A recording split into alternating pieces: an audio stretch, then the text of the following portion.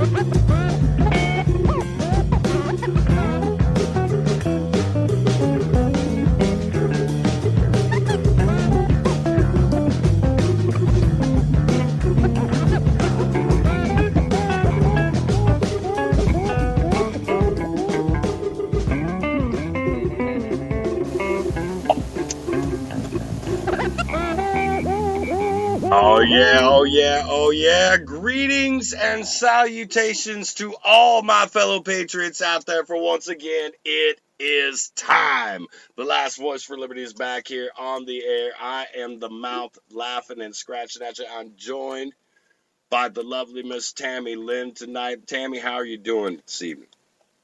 I'm doing all right, Lee. How are you doing? Oh man, I'm doing spectacularly horrible because, well, my back is in a erratic amount of pain, and the beer hasn't kicked in yet. So you have these downtrodden things. Plus, it's the night before the election, so there's always that wonderful looming doom that's all over the place.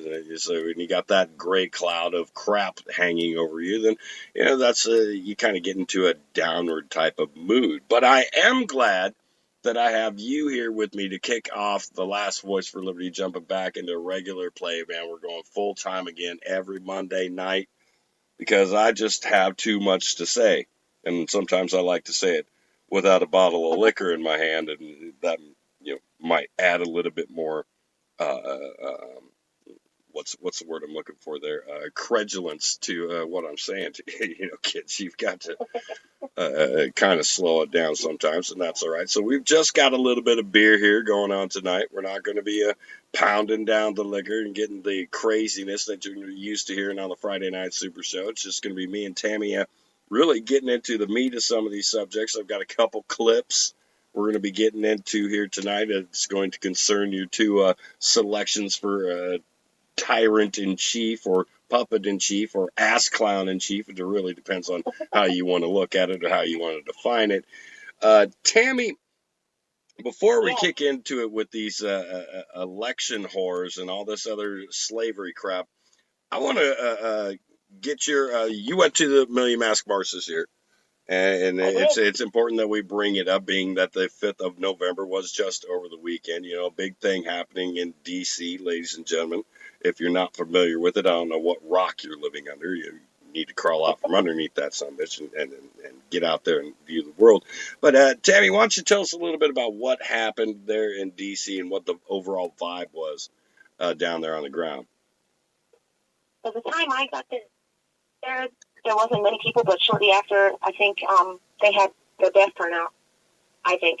As for, some of the kids getting violent, I saw 2 kids get, locked up or whatever, and Danny Hamilton, who's also a journalist, I was not there, but I did hear that he got locked up and he was supposed to be released today. All in all, they had a good turnout. Kind of violent this year, I'm not going to lie. I didn't stick around for the whole thing, as you know, but that was about it for me. Well, kind of like a Woodstock '94 type of feel to it. Then, it was supposed to be a gathering of peace and understanding and information, and you say it turned a bit more violent this year than it should ever have been. Yeah, because I've been to one before. I went to last year, and I don't know if you remember or not. I was supposed to do a show with you guys. I actually did the year before that because I went on the 6th as opposed to the 5th. So maybe it's just that there wasn't, any violence at all from last year. And, to go this year, I guess it may have been even the timing. That's what I walked in upon. I mean, that was basically enough for me. And I also didn't go there because I wanted to go myself. I went with a few friends of mine who asked me to go. So it was kind of like short-lived. I didn't stick around. I was there for the 2 youngins that got into like a little tiff and got locked up. But I wasn't there for Danny. I don't know how the rest of it went. I heard it went pretty well from a lot of people that were there. But, that's not my monkey, not my circus, Lee. Yeah. I understand that. Well, I understand that. But, these types of gatherings, I think, are still important.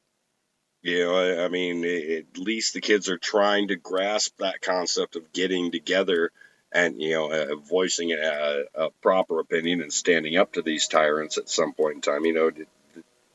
I think this marches and things like that is what give people, A, a little bit of confidence into standing up against a bunch of tyrants and corruption.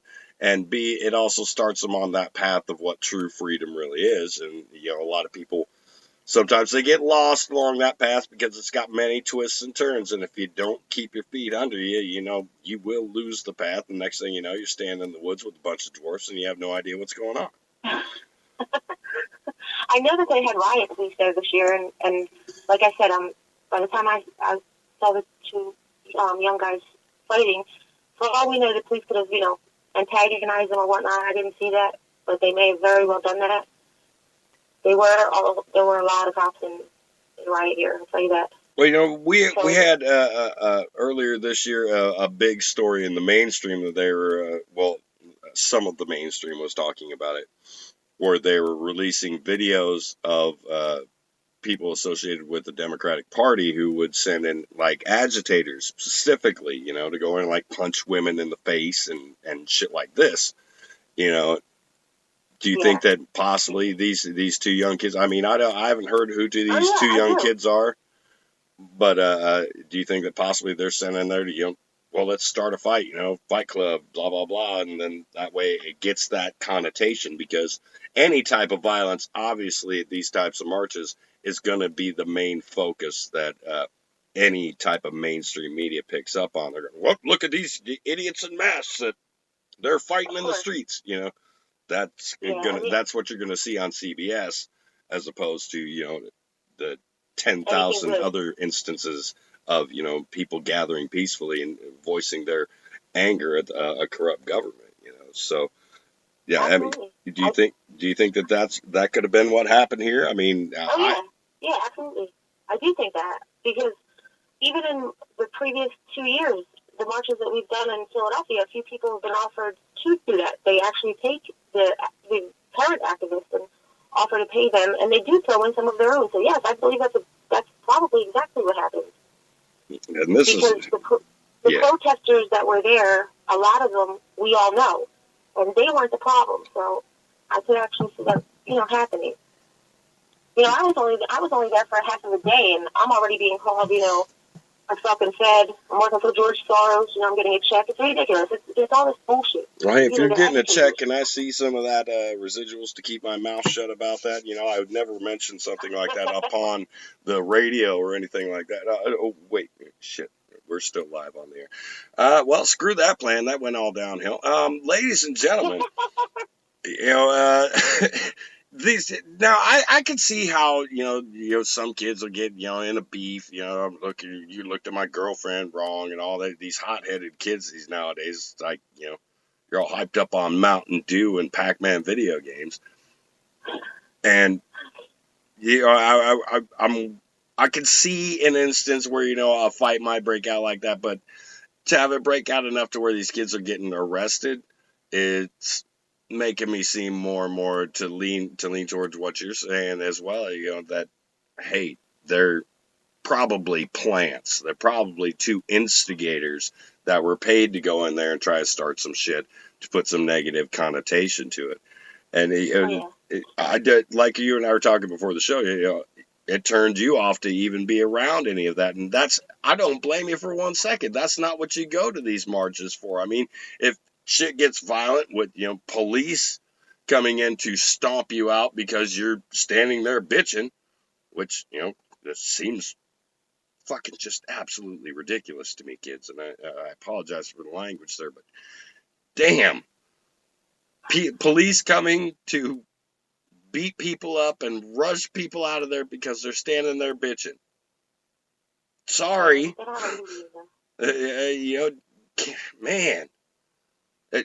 People have absolutely no concept of what freedom of speech is, or the freedom. They yell Constitution this and Constitution that all day, and these silly little people with my document protects this, my document protects that, will all run over protesters standing in the street. What? You're an idiot, man. You claim all day about Constitution, but if somebody uses the Constitution, some like the freedom to gather and protest the government, that's in your First Amendment that you always cry about. Good Lord, man, read the whole thing. I have a question for you, Lee. What do you think about these marches and protests? What do you personally think? Do you think that they have any kind of relevance, or do you just think it's kind of like the government laughs at them like these fools? I want your honest opinion on that. Oh, the government totally laughs at them. Totally. I mean, that's exactly what they laugh at it, because number one, they relish the opportunity to see some shit started. Okay? They prepare for this. Police departments around the country prepare for these situations and openly welcome times when they can line up with their riot gear on and stand in the streets and get their picture taken for National Geographic magazine and all that. Yeah, they do that. Now, do they bear any relevance amongst the community, amongst the people who are actually performing them? Yes, I think so.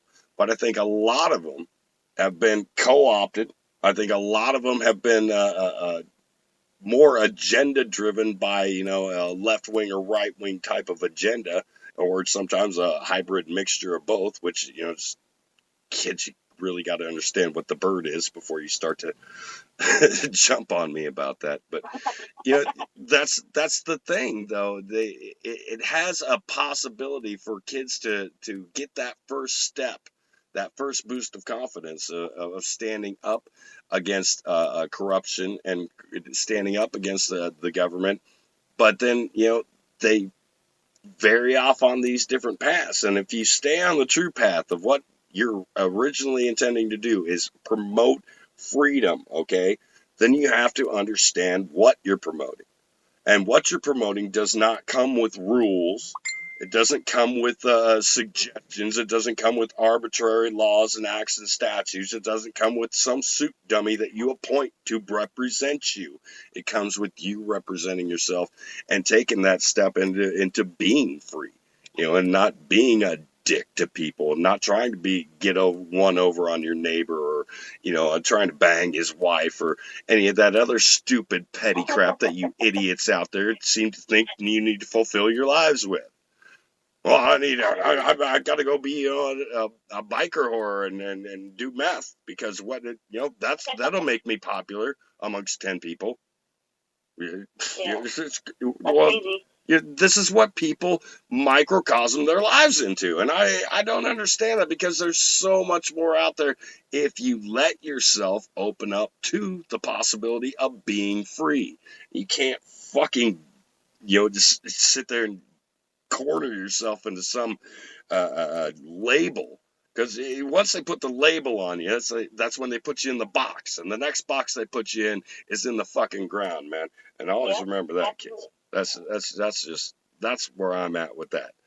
So, and... Yeah, there's a large presence of black bloc taking over all these things. Even in Dakota, the No Dapple, there's a lot of black bloc there. And I've had a lot of them also in Washington. So maybe that is why, I know that the event coordinator calls for everybody to dress in black ninja suits and be all blacked out.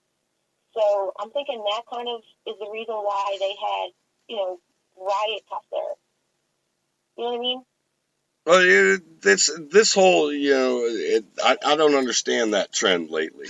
Dress all in this color for this. They do it for memorials and vigils and funerals and dress. It cracks me up. It cracks me up because and this is not. I'm not shitting on anybody. I'm just saying, if you are out there and you're trying to represent freedom and no gods and no masters, then why are you wearing something that was told, like somebody told you to do this, somebody told you to do that, and you're following it and you're obeying it?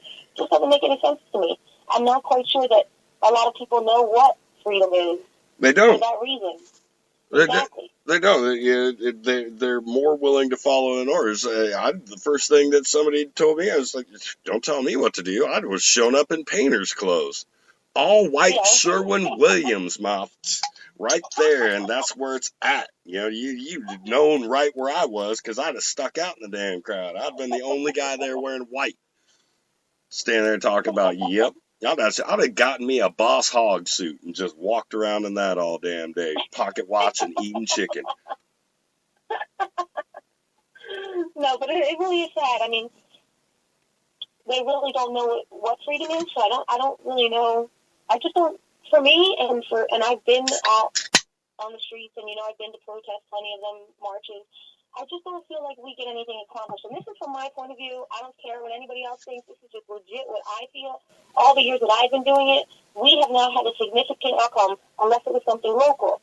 A cop tased a little boy, 14 years old. I did that protest, and he got a multi-million-dollar lawsuit out of it. So that's, he got paid for his, his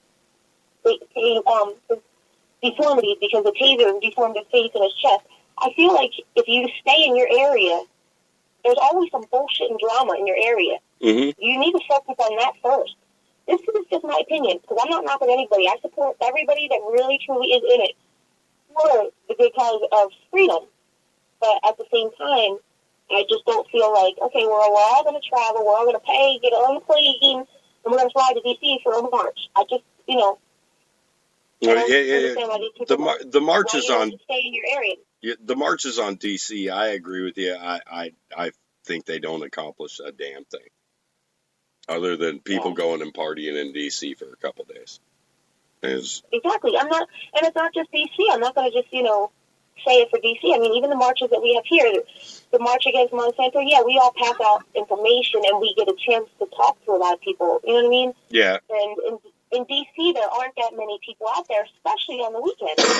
And you have to remember where you are. You're in D.C., where you go to hand them a flyer of good information, and they're telling you to go screw. You're right, and that's the thing that I've complained about the March of Monsanto for years, is that when it comes around, they plan it on a Saturday. You know who works at Monsanto on Saturday? None of the executives. And you know where they have these marches? At a park 9 to 12 miles away from the nearest Monsanto building. March on Monsanto. March on them then. Go to their business. Stand across the street from them mosques and let them know what's going on. Don't go down to a park. 10 miles away in the middle of the city and get to talk about how these people make us mad. Taking pictures and hanging out and, we'll picnic, eating organic foods and what shit does that mean? It's just you guys hanging out, having a vegan picnic. Come on now. Yeah, you're right, though. But then again, look at it this way. What can we accomplish? I mean, for the past 10 years, granted, I'm not anywhere near as, busy as I was when it came to event coordinating, especially marches. I'm more for the app helping hands, helping the homeless, something I know that is definitely going to, help somebody. Yep. But what do once a year or twice a year marches, what the hell can they possibly do? Well, what have they done? It's been a couple years for both March on Monsanto and the Million Mask March, and what have they done? It's time to start taking. Everybody wants to bitch about these politicians. Let's being accountable. Let's start looking about ourselves and what are these marches actually accomplishing? Nothing. Exactly. Monsanto still, they got bought by Bayer, so they can hide their name a little bit. Now, the Monsanto name will start to go away. You get more of a better outcome if you have flyers printed out and start putting them in people's mailboxes, because then you're awakening your community. That's something else. Mm-hmm. I mean, granted, good. Some people just throw it away and be like, "Oh, you can spirit charge fucker," whatever. But at least you did it. You know what I mean? You know that everybody in your community or whichever section you decided to do that at, I just found like more of a positive outcome from doing that than doing marches or events, unless, like I said, unless it's, something horrible, accidents, drunk driving, in your neighborhood, basically. Mm-hmm. If everybody would wake up in their own neighborhood, there's shit in your own neighborhood that needs to be addressed.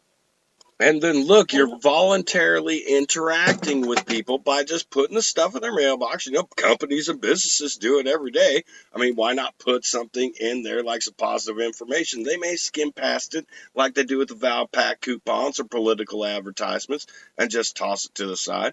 But some people may read it. Some people may take it to their store and have a conversation about this, and you start to point that stuff out. You have more control over this local government in your own state, in your own city, than you have over anything the federal government does.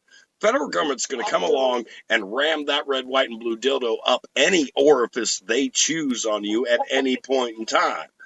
And they're just, the only strategy to that, number one, is to avoid them as much as possible, and number two, then have to figure out how you unfuck yourself with the government. And sometimes that's impossible. Sometimes you end up in prison for 30 years because these ass clowns have so much power, because they think that they can control these small pockets and small corners. But if we, the people in our communities, start to actually take control ourselves, because these elected representatives that we have for our state and local governments, they got to live around us, okay? They want to start pulling some BS.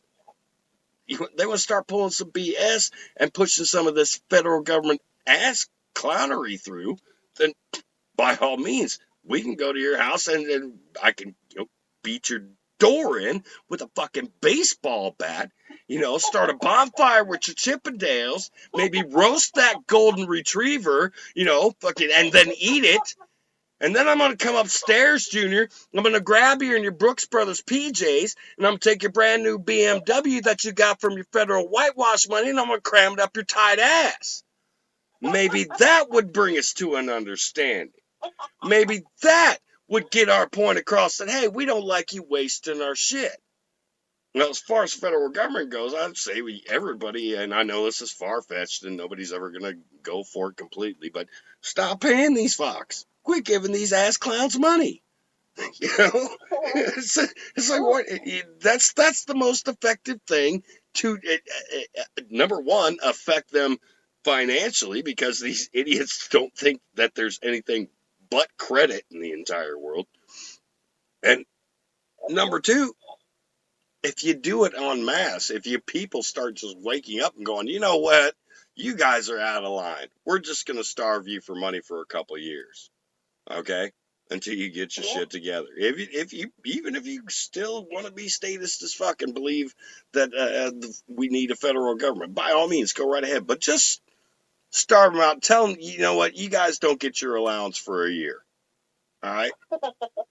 That's it. No allowance. No, none of you get paid.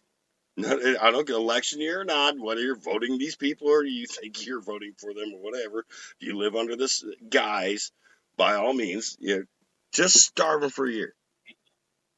Just tell them no. I think that'll be the best thing to do. You know what I mean? Because on a local level, you're right. They are stations in your community.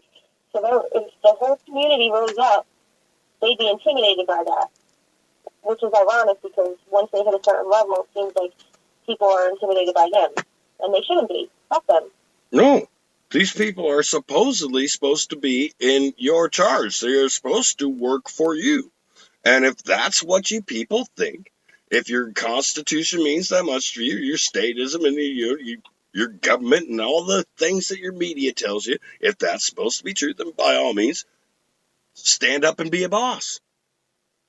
Go to these people like you're their boss and start treating them like an employee who keeps screwing around. So, all right, you're on 90-day probation. You're on 365-day probation. Suspended with no pay. Right. Boom. Eat your $600 Kobe beef. I mean, we got Skype. We got multiple ways of communicating with people around the world at one moment in time, and we still are flying people into D.C., and they have residences in D.C. that the taxpayers, you idiots who still pay taxes, are paying for. You're giving these people 3 and 4 homes, while some people in this country have none, no home. These people are wandering around in limousines, eating $650 a pound Kobe beef straight out of Japan, some Fukushima fish. They've got it all going on. And you're footing the bill, and these ass clowns have the nerve to sit there and think that they can dictate to you how you're going to live your life. On what planet? Not even on Bizarro World, if you're familiar with Superman comics, is this even possible? In a Bizarro World, for you that are not familiar with Superman comics, is where everything is absolutely backwards from this world. Because that's all this is bass-ackwards bullshit, man. There's no particular reason for that. And the biggest part about it, Tammy, is that kids aren't educated. They choose not to educate themselves. They just sit there and do what a lot of people in our generation did, what a lot of people in my parents and my grandparents' generation did. It was like, piss on these people. I'm so sick of them, their lies, I'm not even dealing with them. Yeah, I hear you, because parents don't even bother to school their kids on anything, and sadly enough, it's because unfortunately both parents work full-time jobs, or there's a working family, and the kids are basically have to raise themselves. So, if there's an adult, most communities have that, an adult to oversee their children like that, children outside, whatever. As long as they're awake and kind of can talk to them, they need to do that. Anybody who's listening right now, you've children, you need to school their friends. Mm-hmm. Yeah, you school their friends every chance you get. Just be honest with them. Absolutely. Even if it's just suggesting a book, like the lies my teacher told me, they're going to be all over that. Exactly. That's what it really comes down to, is if you're not going to take charge and counteract the bullshit that your kids are being taught, and that just takes a few minutes out of your day, kids. Like, it's not the biggest deal in the world to do about 10 to 20 minutes worth of research a day. It really isn't. I mean, I know sometimes it gets addicting and it turns into 7-8 hours, and then, next thing you know, you're pissing in a fucking jug and growing your nails long and thinking that, everybody's out to get you, but, believing in lizard people and shit like that. But it's important that you do it because they're counting on you. They're counting on your ignorance of the situation. They're counting on you not doing this crap so they can continuously get away with what they get away with. If they keep looting and fleecing you each and every day. They treat you are the monkey at the end of the organ grinder's leash. All right? As long as you're getting the crackers, as long as I get my little cookie, then I'm get my banana, I'm good. I'll sit here and dance for you all day. Whoop-de-dip-de-doo. Wearing a stupid hat and shit. Good Lord, man. It boggles my mind, Tammy, that people still to this day and age, especially after the 2012 election, the 2008 election, all the blatant corruption on both sides of the aisle, man. And for all the elections that I've been privy to and been aware of, since I've been an adult and able to participate in these stupid things. It boggles my mind that people are still, to this day and age in 2016, buying this crap, especially when you've got the two clowns that they put up. You've got the shrieking, squealing, rapacious swamp sow that is Hillary Clinton, and then you have the shrieking, squealing, rapacious swamp sow that is Donald Trump. I mean, which piece of shit would you like to hold in your hand first, Mr. Peer? And I don't want to hold any piece of shit. Oh, no, you've got to hold a piece. Everybody's got a turd. You've got to carry a turd. That's just the way. No, I don't want to carry a turd. I don't want fecal matter to touch my mitts. I'm sorry. That's just me. I try to be sanitary. Have you guys ever heard of anything called diphtheria? Now, let's get into it. No, Mr. Peer. You've got to have one turd or the other. One's hot and runny. The other one's just kind of sticky. A little tacky. No, I don't want either one. Well, how about this one? This one's got some corn in it. Like that's your Gary Johnson or your Jill Stein. No, it's still shit. I don't want any part of it. And people they look at you like you, to borrow a Renegade Smith line, they look at you like you got 5 heads. So you're, I don't know. Sometimes you feel like you're talking to a brick wall, and then you've got to stop and mentally remind yourself that some people want to be willfully ignorant. Well, unfortunately, go ahead. No, I'm just saying people are so conditioned. It is disgusting. I mean, my news feed, I was deleting people left and right. That's why you saw me bouncing from profile to profile, because if you're like, I got in so many arguments with people, like for Trump and Hillary, and I was just like, oh man, these people have to go. It's crazy though. It's going to be ridiculous tomorrow. Kids have off from school. They're going to be, herded in. They're closing businesses. Yes, they are. I saw that. But seriously, you choose 2 people and you have to pick up the 2. Who the fuck are they to tell you that? Like, why do you not question this shit? Exactly. 325 million people in this country, and these two. I mean, whose shoe did you scrape these ideas off of? Because this, and when it boils down to it, it comes down to a big balance of power and attack for power. And I've got a clip here that I'm going to play in just a couple minutes, guys. That's gonna it kind of opened a buddy of mine's eyes, because it explains a lot about why these WikiLeaks dumps are so important. And it gives you an inside cue into how Washington really works and how little the rest of us, me, TammyLynn, all of our friends, man, around here, how little we matter. Okay, and that includes you, and you, Mr. Trump supporter, and you, Mrs. Clinton supporter, and you, Mr. and Mrs. Gary and Jill Stein supporters. Yeah, Gary Johnson and Jill Stein, they're pretty much the same people. It's just, I'm pretty sure they switch faces like Two-Face in the Batman. Yeah. Yeah. One side just turns, it's got that Gary Johnson profile, and the other side it's just Jill Stein. And you could do the same thing about Trump and Clinton, man. One side it's Clinton, one side it's Trump. It's the same thing, man, each and every time, because they're all involved in the same crap. And that's what it boils down to. So I'm going to hit this clip before we kick into the second hour. And it is a bit of a long clip, kids. So, but I want you to bear with it. But you're going to hear a lot of pertinent information in this. So pay attention. It will actually open your eyes as to why these WikiLeaks email dumps and a certain individual you really need to start to familiarize with. His name is John Podesta. Okay, so we're going to hit this clip here real quick, and we'll be right back on the last Voice for Liberty. In the months leading up to the presidential election, the corporate media worked in hyperdrive to sell Hillary Clinton to America. Party loyalists on both sides became frantic that the candidate they helped create could take the empire's throne, with unpredictable consequences. Amidst a curtain of unquestioning and sycophantic media coverage, a bombshell was dropped by WikiLeaks just weeks before the election, exposing the inner workings of the Clinton clique. An ongoing series of thousands of emails from John Podesta, the chairman of Hillary's presidential campaign.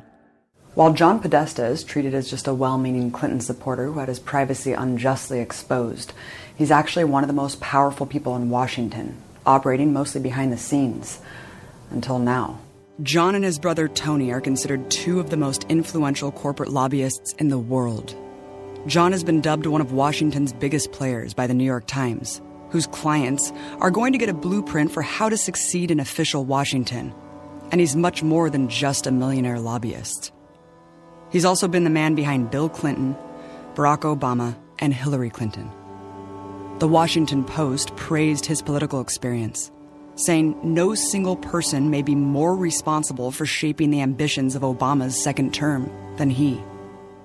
But we should pay no attention to what the emails of one of the most powerful men in the world say.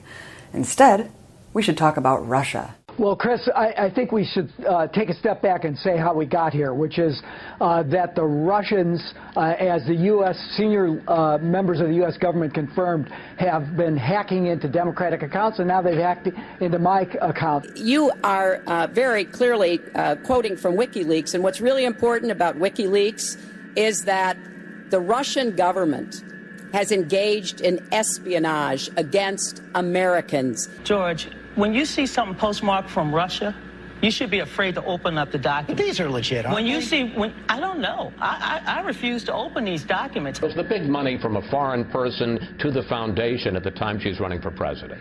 This was, as you can see in those emails, this was a scheduling matter, and we didn't want her going overseas. I didn't want her going overseas before the campaign was kicking off. But again, these are stolen documents, stolen by the Russians. It's now confirmed from John Podesta. They are being put out for exactly this purpose. You know, I know that Russia and other forces would love us to have a debate. This is exactly what they want. They want us to have a debate about the internal structure of Hillary's campaign, what's true, what's not true, and I'm just not going to play that. As president, I will make it clear that the United States will treat cyber attacks just like any other attack. We will be ready with serious political, economic, and military responses. Just one problem. The evidence they're pointing to proving Putin was behind the emails is not evidence at all.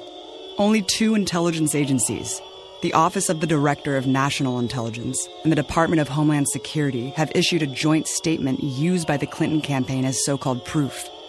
Yet it's purely speculative, saying the alleged hacks are consistent with the methods and motivations of Russian-directed efforts. These thefts and disclosures are intended to interfere with the U.S. election process.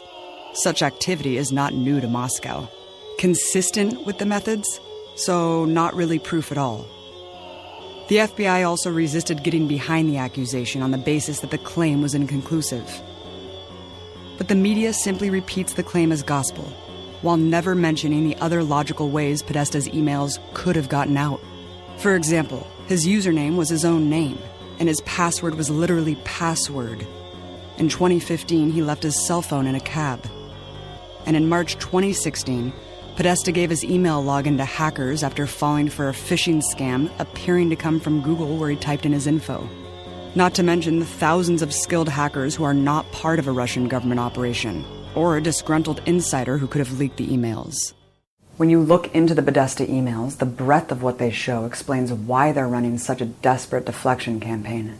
Part of the WikiLeaks trove are transcripts to Hillary's infamous speeches she gave to banks and other corporations, for which she earned millions of dollars.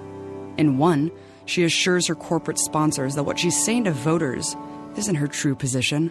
Politics is like sausage being made. It is unsavory, and it's always been that way. But we usually end up where we need to be. But if everybody's watching, all the backroom discussions and deals, then people get a little nervous, to say the least. So, you need both a public and a private position. And the way she discusses accountability for Wall Street, her number one donor, is very different behind closed doors. In one speech to Goldman Sachs, she criticized the fact that the banks were made into the bad guys for their financial collapse. And she thinks the very banks who rigged and crashed the economy are those who should be in charge of it.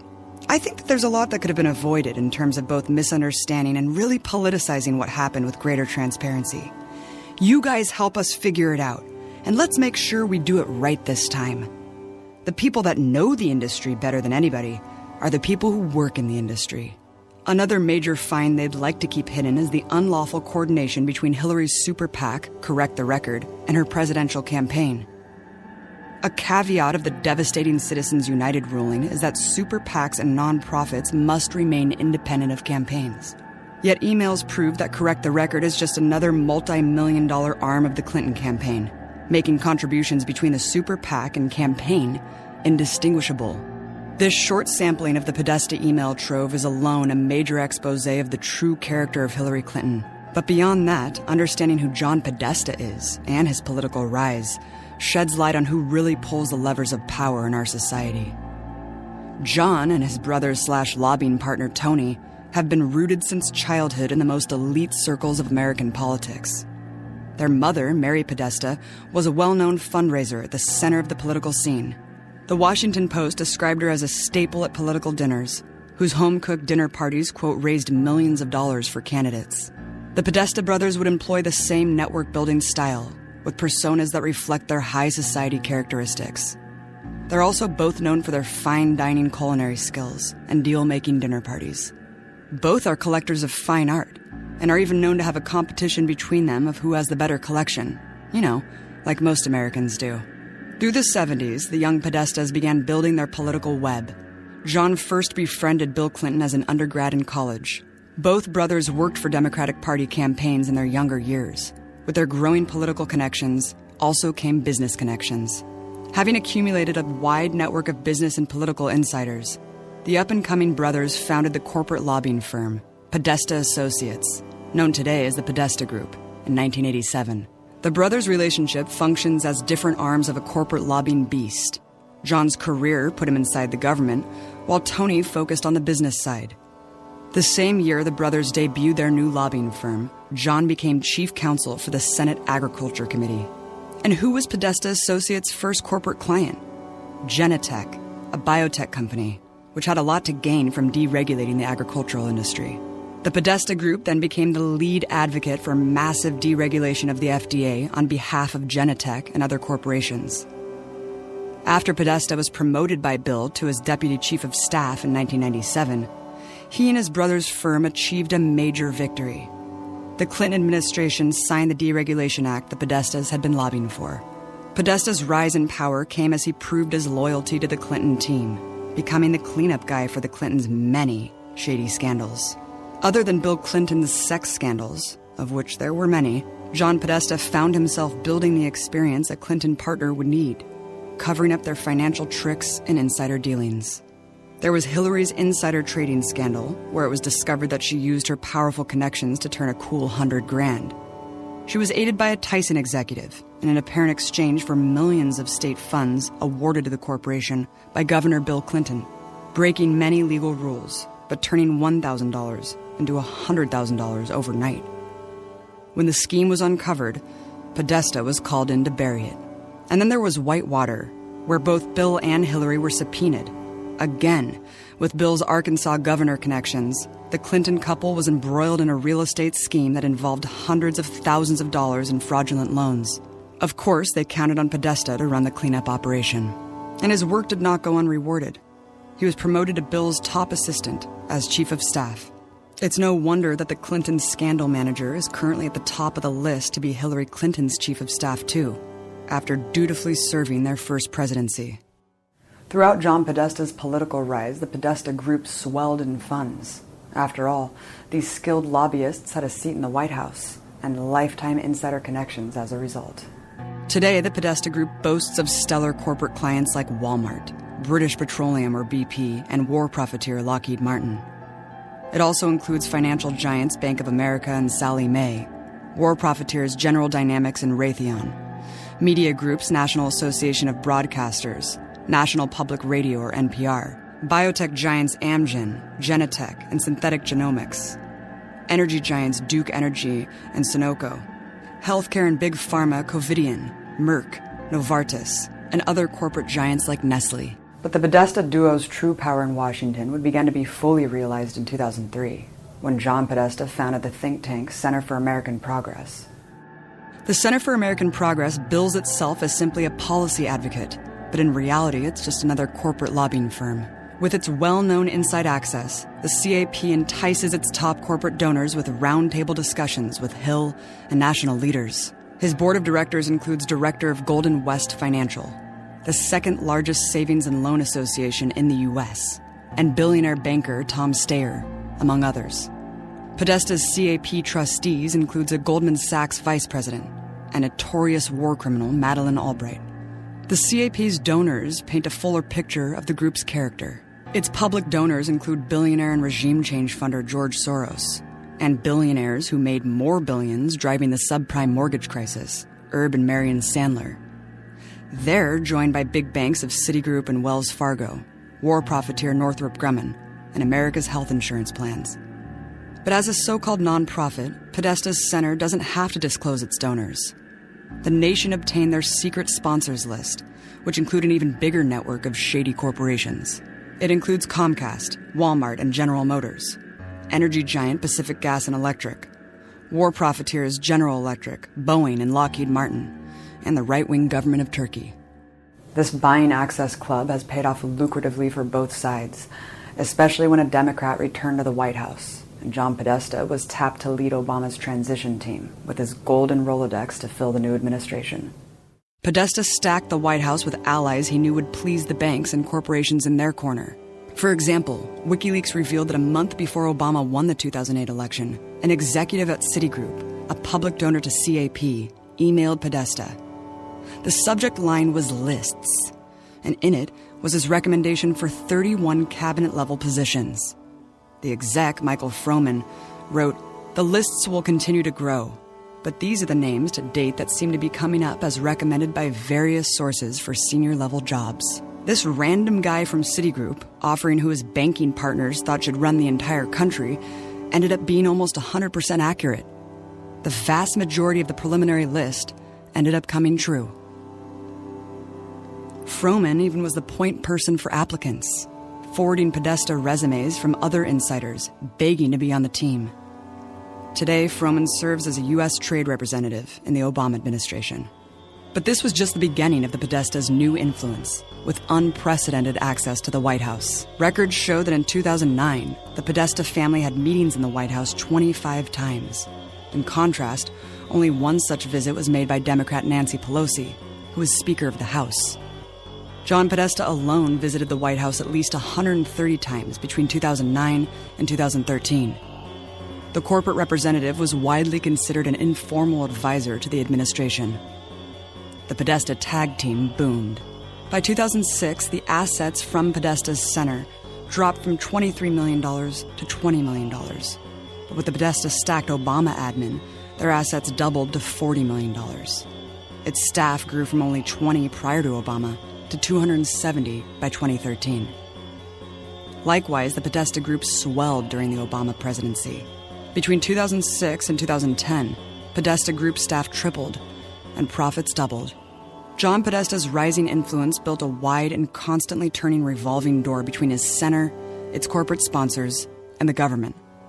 Among countless examples are Scott Lilly, a former congressman who took simultaneous positions as a national security lobbyist for the CAP and a lobbyist for Lockheed Martin. Lockheed was also a big CAP donor at the time. Spencer Boyer was the CAP's so-called expert on Turkey, secretly given millions by the hated and brutal regime. Boyer left that position to be Obama's Deputy Assistant of European Affairs, which, quote, develops and implements U.S. policy in Turkey. Rudy de Leon, Bill Clinton's former Deputy Secretary of Defense, became Director of Lobbying for Boeing, a major CAP donor. Then Senior VP for National Security at the CAP. Today, Rudy simultaneously serves as a CAP lobbyist while on the Department of Defense Advisory Board and as a board member of defense contractor General Dynamics. Podesta's cash for favors mastery is most exemplified by his scheme during Obama's stimulus plan. The Center for American Progress had long lobbied on behalf of its renewable energy clients, who had a lot to gain from supposedly green reforms.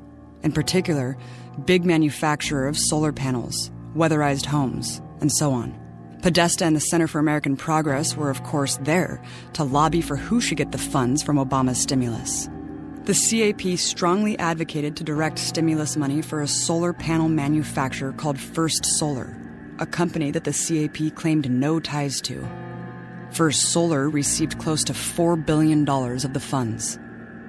But it was discovered afterwards that First Solar was actually part of the Center for American Progress's so-called business alliance of secret donors, a fact the center intentionally concealed. Steve Spinner, the Department of Energy's stimulus advisor who oversaw the transfer of funds to First Solar and other CAP clients, left his government job when the deal was done to take a seat as senior fellow of the CAP. Corporate lobbyist Jose Villarreal, whose clients include Walmart, Boeing, and Dow Chemical, simultaneously served on the board of directors for First Solar and the Center for American Progress during the stimulus payout. In 2015, he was appointed by Hillary Clinton as her campaign treasurer. John Podesta himself sits on the board of directors of an energy company and an investment firm who raked in massive amounts of green energy stimulus funds. Over a dozen other corporations donating to the CAP received these green stimulus funds from Obama's White House. While the Clean Energy John delivered billions to his supposedly environmentally friendly donors, Tony was busy raking in cash from big polluters like ExxonMobil to lobby to export fracking and BP during their catastrophic oil spill. The Podesta Group successfully stalled congressional inquiries into BP's disaster. The Podestas and the Clintons profited off many other backroom deals during this time. While today being the lead fearmongers about Russia, they had no problem getting paid by Russian oligarchs. Apart from the Podesta Group working for Russia's biggest state-owned bank, John helped secure the Russian purchase of a massive mining company called Uranium One, which had required the approval of Hillary's State Department. Uranium One, with mining rights to 20% of uranium in the U.S., was owned by a good friend of the Clintons, Frank Giostra. Russian elites funneled millions to the Clintons, as well as $180,000 to the Podesta Group to grease the wheels. The sale was predictably approved. While campaigning in April 2015, Hillary started receiving backlash for this apparent pay-to-play from her State Department. That month, as recently revealed by WikiLeaks, State Department official Jose Fernandez had written to Podesta saying he wanted to do all he could to help her campaign. 5 days later, Fernandez issued a statement saying he was responsible for the State Department approving the deal, and Hillary had nothing to do with it. Scandal averted. He's also on the board of Podesta's Center for American Progress. The value of the Podesta's access only grew when John Podesta became Obama's senior advisor in 2014. While having stepped down as the center's president, he retains control through its board of directors and his appointed successor, Neera Tanden. Podesta was already on his way into the next administration. Recruited in 2015 to head Hillary Clinton's campaign, he is now expected to get a top cabinet position. Today, while Podesta runs Hillary's path to the White House, his Center for American Progress advocates for her game-changing policies. For example, her promise to bring the sure-to-be disastrous bombing campaign against Syria. And while the center helps her sell the next so-called humanitarian intervention, it will also be working hard to protect their most important shared asset, brutal foreign dictatorships. The Podesta Group has been hired for lobbying by the murderous Maliki regime in Iraq and the loathed Mubarak regime in Egypt. Tony Podesta also lobbied for a Qatari fracking company. The Clintons have their share of ties too, receiving tens of millions of dollars in donations from the regimes of Bahrain, Qatar, United Arab Emirates, and Kuwait. But most scandalous is that one of the biggest donors to this supposedly progressive team is the Kingdom of Saudi Arabia, currently massacring dissidents in its own country, as well as thousands of Yemeni civilians. The Saudi regime funds the Clintons with at least tens of millions of dollars. And in 2015, the Saudi government also started paying $140,000 per month to the Podesta Group. Tony Podesta, who personally oversees the Saudi lobbying project, works to improve the image of the brutal Saudi regime. Even the appalling defense of the beheading of political dissident Sheikh Namir al-Namir. According to the New York Times, the Podesta Group supplied a statement that insisted al-Namir was a terrorist. John's arm plays a role too, of course. While not directly funded by the Saudis, the Center for American Progress runs pro-regime propaganda, touting so-called great reforms in Saudi Arabia. One would think that such a deeply corrupt buying of favors by corporations and foreign governments from the country's most powerful politicians would be a major news story. But the Podesta Clinton team has networks for that too. Trusted progressive website thinkprogress.org is actually owned by Podesta's Center for American Progress. While the site claims to have editorial independence, WikiLeaks exposed how Podesta exercises editorial control. When a headline critical of Hillary Clinton appeared on the site, John wrote to his CAP partner Neera Tannen to have it changed. She responded, "I will. They are crazy leftists down there." Soon it was replaced with a new, neutral headline. But it's not just the organizations financially sponsored by Podesta's think tank that curate their messaging. It's every establishment reporter that wants to maintain their elite access with two of the most powerful families in Washington. Politico reporter Glenn Thrush consulted with Podesta himself before publishing a report on Hillary Clinton back in May 2015, writing, "Because I become a hack, I will send you the whole section that pertains to you. Please don't share or tell anyone I did this. Tell me if I effed up anything." "No problems here," Podesta responded. Maybe Thrush was worried that if he didn't eagerly please the campaign, he wouldn't be invited to the next secret Podesta Clinton fan bash. Podesta and his partners hosted several glitzy affairs designed to, quote, give reporters their first thoughts from Team HRC, as well as framing the HRC message and framing the race. The nearly 40 attendees to one of these cocktail parties included Politico's Glenn Thrush, Huffington Post, Vox, New York Times, Vice, Daily Beast, and heavy hitters on MSNBC and CNN. Despite all of these far-reaching tentacles of influence, the Podesta Clinton team are such obviously corrupt crime families that Hillary's candidacy is possibly the most unpopular of all time. Their decades of shady dealings have tainted them so much that the election put her neck and neck with the other most unpopular candidate to ever run. In fact, her entire campaign had to be predicated on fear of this repugnant billionaire game show host. They tell us the Republican Party represents corporate power, pollution, and war, which is true. But they also tell us the Democratic Party is the antidote. Podesta's emails and Podesta himself show that this so-called progressive wing of the establishment is really just a neoliberal insiders club of the rich and powerful who loyally serve their corporate masters. Podesta's emails are more than just a window into one man, but a window into how the empire's political machine is actually run. And these truths are what can bring that machine's gears to a halt. And there you have it, kids. A little bit about John Podesta and the Hillary Clinton campaign. This is not just an example of how the Democratic side of it works. It's how every side of the political system works. And now you might have a slight understanding as to why I refuse to, even parlay about the necessity of government, because it's all corrupt. Tammy, do we have you back there? Yes, I'm here. Sorry about that. Yeah, and what'd you think about that? Your thoughts on that one? I actually had to have you send me the link because my phone was breaking up and I couldn't hear it that well. But I do know a little bit about John Podesta. I know that he supported, he was also supportive there for Bill Clinton as well, right? Yeah, that's right. Bill Clinton, Barack Obama, and Hillary Clinton as well.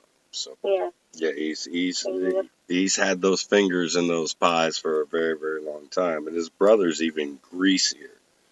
I mean, his brother is the one that's linked that whole spirit cooking, and what you guys don't even want to know what that is. I feel ridiculous saying it, but it's so. If I hadn't read the email myself, then yeah, I wouldn't even have heard of this or believed it or thought of it. But apparently, it's the cooking with blood, breast milk, or semen, and all three, a combination, whatever. It's the greasiest of the greasy.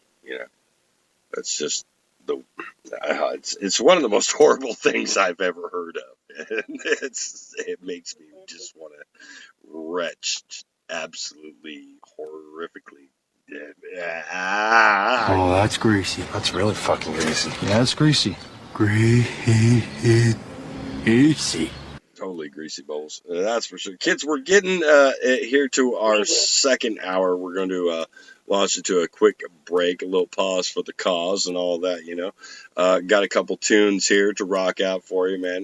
You know how we do it when we do it here on the Last Voice for Liberty Network. Myself, TammyLynn, are going to be returning here in the second hour. Spent Kent, I believe, is going to try to join us.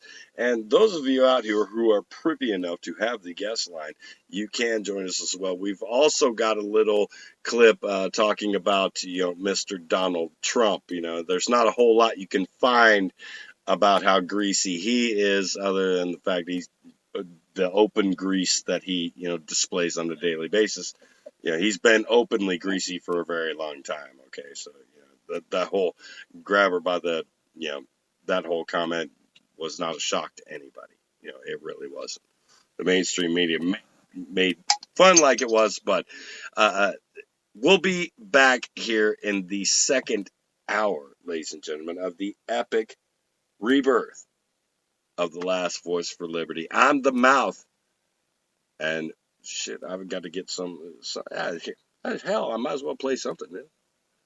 Go get yourself something to wear, sillies. We'll be back on the Last Voice for Liberty. Are you butt ugly with nasty-ass taste? Do you like pancakes? Then come on down to Betty's no-good clothes store and pancake house. Heinous dresses for big fat hoggies, cheap, tacky, ill-fitting suits that were never in style, stinky tight clothes for old people, and pancakes. And while you're here, why don't you check out our grubby, snotty little kids department, where you'll find awful, itchy kids' polyester jumpsuits that'll get the crap knocked out of them at school, and pancakes. So, put a bag on your head and hop on the ugly bus to Betty's no-good clothes store and pancake house. Terrible, terrible clothes and pancakes. Betty's no good close up at Pancake House! Black bears weigh between 200 and 500 pounds. Brown bears weigh between 300 and over 1,000 pounds. Black bears run away from you. Brown bears run at you. When attacked by a bear, simply lie still on the ground and cover your face and head with your hands. When the bear is finished batting you around and mauling you, contact the U.S. Forest Service.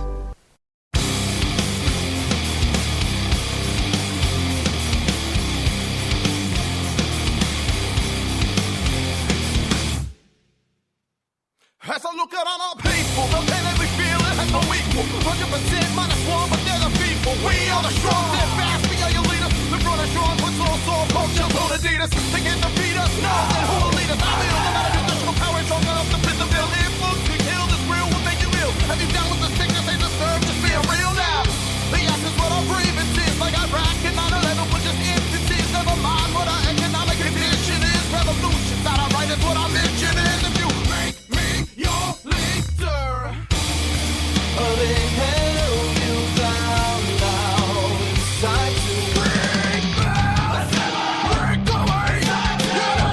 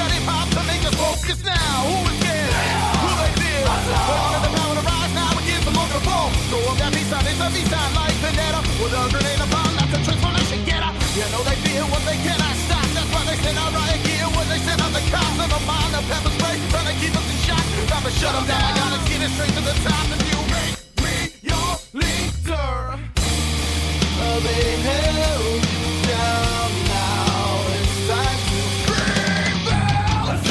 Break away. You know there's all people in mind. Oh, they broke your will. Now it's time to rebel. Break away. You know there's all people in mind. Oh, they fought you over. It's time to rebel. Break away. You know there's all people in mind. Oh, they had no honor. It's time to rebel. Break away. You know there's all people in mind.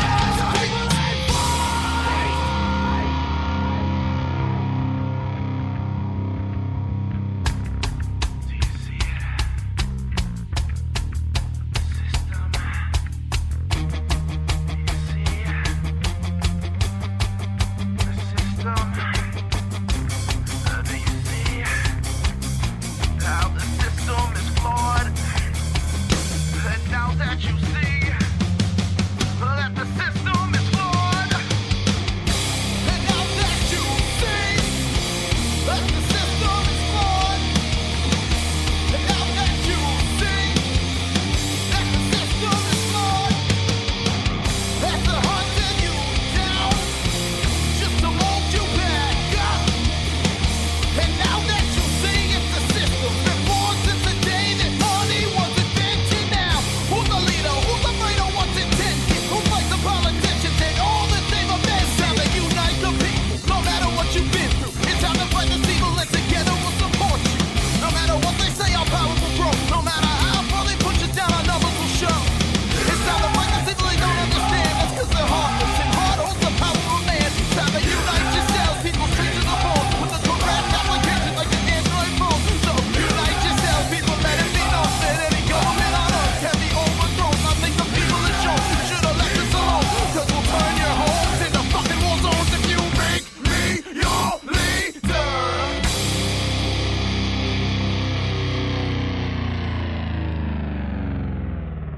Sure, I might offend a few of the blue noses with my cocky stride and musky odors. Oh, I'll never be the darling of the so-called city fathers who cluck their tongues, stroke their beards, and talk about what's to be done with this Friday Night Super Show. What cigarette do you smoke, Doctor? That question was asked a few years ago of 113,597 doctors. The brand name most was Camel. Recently, that question was again asked of tens of thousands of doctors across the country. Doctors in all branches of medicine. And again, the brand named most was Camel. Yes, according to these nationwide surveys, more doctors smoke Camels than any other cigarette. Friends, smoke the cigarette so many doctors enjoy. Change to Camels for 30 days and see how mild, how flavorful, how enjoyable a cigarette can be. Yes, change to Camels for 30 days, and you'll stay with Camels from then on. How mild, how mild can a cigarette be? Make the Camel 30-day test, and you'll see. Smoke Camels and see.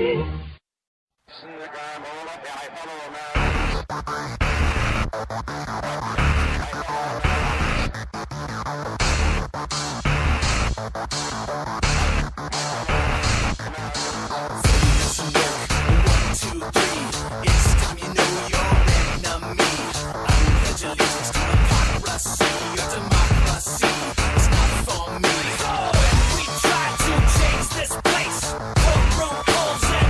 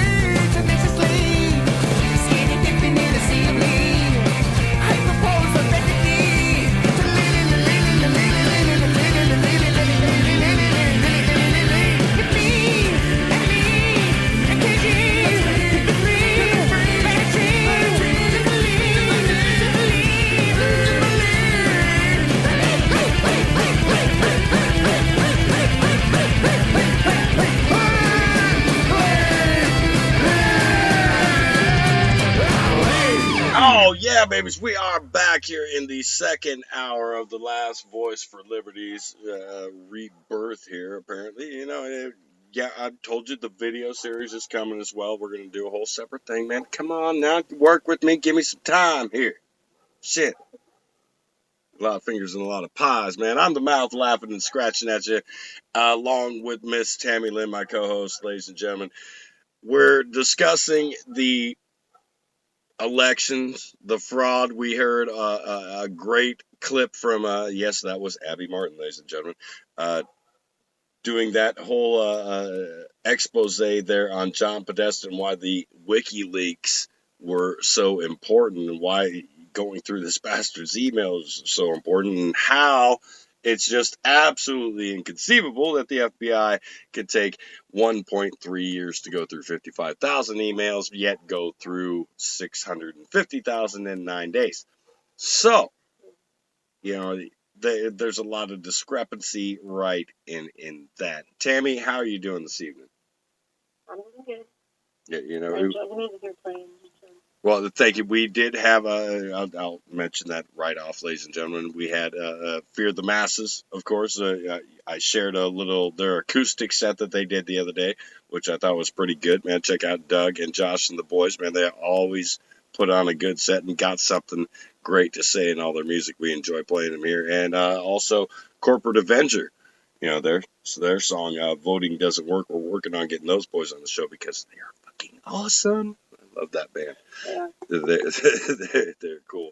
But, you know, to get on with the show, you know,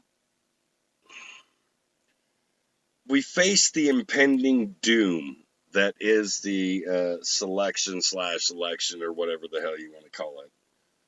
You know, that's coming tomorrow because either way, out of either candidate, you know that we're fucked, man. We are up shit creek with the turd for a paddle.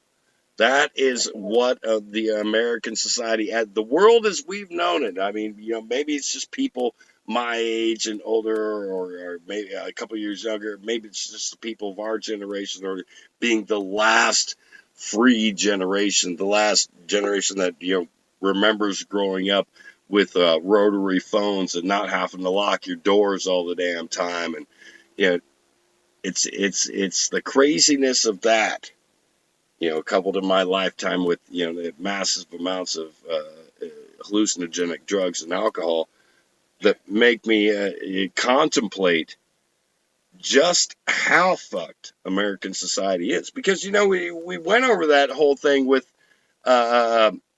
the Podesta emails and the leaks because I wanted everybody to get a glimpse into how Washington actually works. And I know that you got a lot of the Trumpsters out there that are saying, well, yeah, he didn't have his fingerprints all over that. Donald Trump hasn't been a part of government at all. Well, not so much. I mean, financially, of course, you know, he donated over $250,000 to the Clinton Foundation himself, but that's none of my business. Somebody passed me my tea. That's absolutely the case. That's an absolute fact. It's a financial fact. It's been pointed out in his tax returns and things like that. There are things that they're willingly letting him have. And we've got a special guy. We're going to see if we can add him to this one. Uh-oh, here he is. Ladies and gentlemen, Mr. Friday Night himself joining us. It's Dennis motherfucking Ford, as my Skype is telling me. So, what's going on, brother? Yeah. Yeah, hey, man. Yeah, thank you for taking my call, man. I'm a huge fan. Long-time listener, first-time caller. How you guys doing? Great, young man. Where are you calling from this evening? Oh, man, I'm just out here in Virginia watching all these crazy people, you know, going to vote tomorrow. But, you know, not to break character here, but I do agree with everything you guys have been saying. And how you doing, Tammy? I'm glad that you're back, you know. I don't know. Was Tammy ever a co-host on Last Voice for Liberty before tonight? I'm not sure that Tammy ever did. I know she did. I know she did Friday night with us. She did. She was part of the. Used to have a co-host, and his name was Dennis Ford. Yeah, it was. Before Friday night. This is back in the ego miser days, you know. Back in the Ecomizer, Freedomizer radio, ladies and gentlemen, we were a part of that initially after I first started I don't on want to YouTube. change the subject either, Lee. I just have a key point to bring up because you guys were talking earlier. I don't even want to talk about the election or any of that shit because I'll be glad when that's over. But the whole March thing, it's becoming, hey, let's all go to D.C. and hang out and smoke weed and drink together and listen to music. That's what it's all about, right? Having a good time. No, it's not. And that, the marching becomes second after that. And that's why I never agree with the movement or the people that founded the movement, and that's a whole nother show. And we'll get into that later on. Ladies and gentlemen, Mr. Ford, tell us how you really feel. The show a long time ago. I watched it grow. We all did. We watched it grow, and here we are now, and it's just what I thought it was going to be. I saw the potential in it, but it didn't live up to that because you have people organizing it that have no idea what they're doing, and that's a damn shame. Well, we kind of alluded to that though there in the first hour. It seems like the people that are bringing it together are kind of lost. It's kind of like they have no idea what they should be doing. They're trying to accomplish what goals that they're allowed to. No, I'm serious. If you're going to decide to march somewhere, probably not the best idea to want to go to D.C. because I live about, 30 miles from D.C. on a good day, and I try to avoid that city by all means. I despise even thinking about D.C. Well, it is foreign land. I don't care about the views at the hotels or any of that. That's essentially, that goes back to what, you guys were talking about earlier, what's going to happen tomorrow. Regardless of what happens, we already know the outcome. We've already been here before. Mm-hmm. Am I telling you anything you don't already know? Exactly. Okay? Exactly. So let's march again next year. March harder. If you march and vote harder, it'll all fix itself. That's real.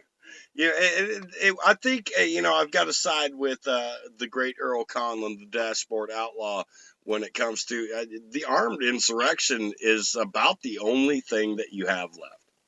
I mean, I hate to say it, I don't want to predicate violence upon the country because that's the last thing I want. Fuck, I got people here that I like that I don't want to see die. Yeah, it's the long and short of it. But the fact of the matter is, man, I don't see us, getting a whole lot farther with this corrupt system because they're going to put it any spin on it, no matter what they want to do it. They got the guns. I mean, we may have the numbers, but look at the numbers we got. I mean, you could have all the numbers you want, but if your numbers just include, 325 million Elmos, then what the fuck is you doing? Oh, I got a gun. Well, guess what they got? They don't even have to shoot you with a gun. They'll fly a plane in your neighborhood and take you out. It's called a drone. You ever heard of that? Yeah, that happened too. But my whole thing for calling, you can buy a drone at Toys R Us at this point. I mean, let's be. Yeah. You can buy it at motherfucking Walmart with video. All right. Well, I didn't want to get into any of that, but the main reason I called in is because I love this show. I love the Last Voice for Liberty. This is, it reminds me of why I got started again and all this shit. But Tammy and Lee, I want to thank you guys for, doing this because this show is the Last Voice for Liberty. These, it's like the last people on earth that are telling the truth, really telling the truth, like unfiltered. Not looking for likes. I'm not telling you what your show should be. It's just a raw, uncut truth. You're gonna get punched in the mouth, and if you don't like it, that's fine. You don't have to listen to the show. Well, it is what it is. We're just trying to at least, put that bug in your ear, be that earwig or whatever, to say, look, there's another perspective than the bullshit that you're being presented. This is something you created. Let me finish here. This is something you created. But I've got this awesome can of grilling beans that I need to pimp. Do you don't understand that? No. No, I'm saying, we always talk about people being inspired. We inspired us doing the Friday show, and what we did, we inspired people to do radio shows, people to get into radio. I'm not going to mention any names. Oh, right. We inspired Tammy. When it comes to what I do on radio, Leave Here, you inspired me by what you were doing way back when on YouTube when Austin Thomas was talking to you. So you inspired me. So think about that. Well, you know, it's because I am so very. I'm very important. I have many leather-bound books, and my apartment smells of rich mahogany. Like all of us.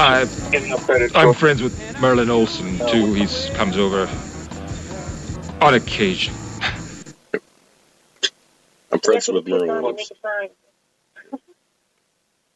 I'm friends with Merlin Lee Olsen. Pierre always told me it's better to be pissed off than pissed on. That's right. Pissed on.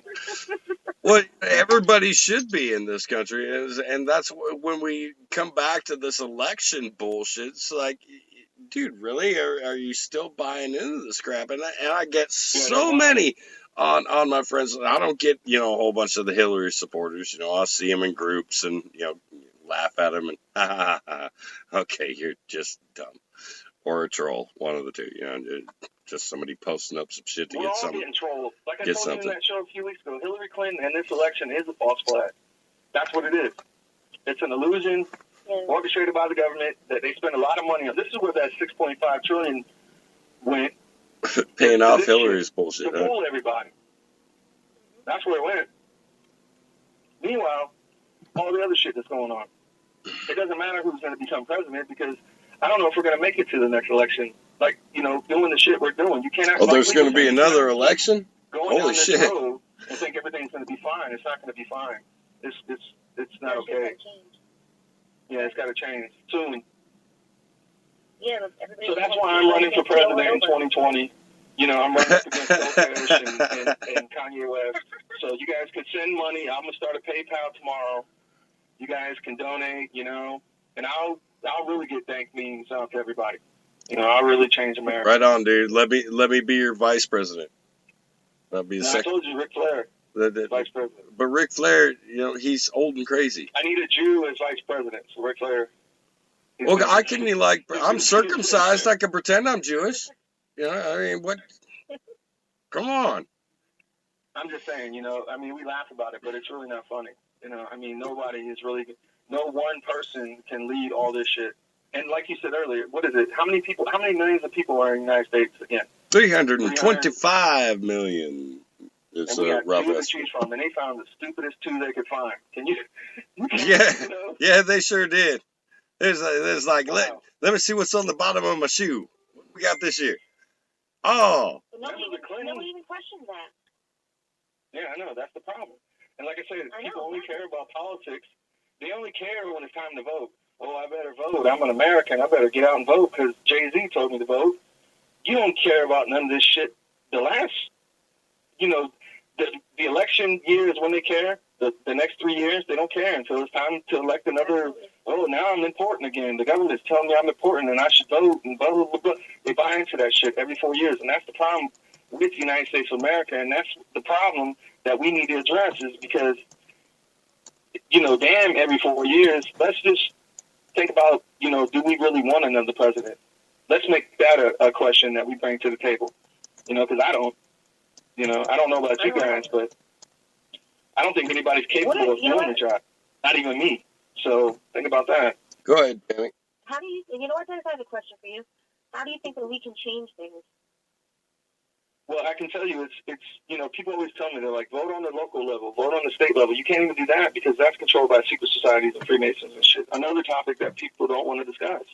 But I'm not willing to sell out, but a lot of people are. They have a price, and they're easily corruptible, and that's another major problem. That's like number 2 on my list. We need to get money out of the equation because just like radio, I wouldn't have got into radio for money. I didn't do this for money. I did it because it needs to be done, and it's the right thing to do. And I think Lee Pierre felt the same way, and a lot of other people felt that way about using our voice, you know, our opinion, if you will, quote unquote. But it's not our opinion. It's actually what needs to be said. And like I said, we have to get money out of that. And it's not going to be working your way up through the political system because it's all corrupted. We already know this. It's like hey, I'm going to fix this, you know, toilet, even though it keeps stopping up every 3 days with shit. I'm going to fix it again. You can't fix it. It's just going to stop up again. You're just going to get more shit on your floor. And that's what we're dealing with. Exactly. And, you know, when it starts to boil down to it, and people are like, oh, it's Dennis, America, we're free. You're not free. When it You're not living a free life. starts to boil down You know? to it, dude, you really got to get down to those positions of absolutes. You know what I'm saying? I had this discussion No, with that's what my I'm saying. sister. I mean, if you want the truth, But I'm going to give you the truth. hang on a second, man. I had this discussion with my I can sister prove it the to other people, day. but I don't want to do that because Hang on. I had this discussion with my sister the other day when we had 2 cops shot here in Des Moines, Iowa, Cornland, USA, where nothing ever happens because we're still a small town. Well, wasn't he a Donald Trump supporter? They might have known something about Hillary Clinton. That's still up in the air. Oh, he knew something that was sent her to prison?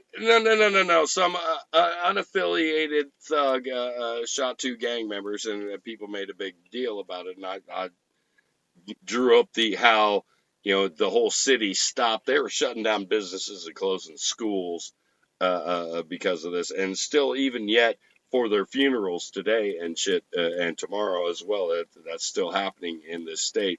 A week before that, a 12-year-old boy got shot in the fucking head on the corner. Mm-hmm. And they're just, business as usual. Yeah, you want to talk about not even street shut down. They shut down half the fucking city the other day for this shit.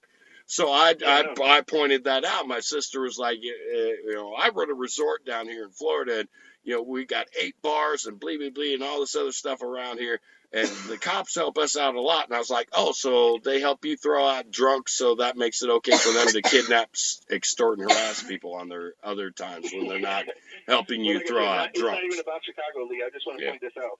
It's a tragedy when 2 cops get killed. You know why? Because cops have paid their dues. They work their way up. The cops, they have to create. It's just like a game. You have to work your way up. Just like that's like saying you worked your way up at the glory hole. You know what I'm saying? Well, any job you have, unless you work for yourself, which a lot of people don't. But what I'm telling, it's all like a gang mentality. You have to work your way up. You have to pay your dues, and eventually,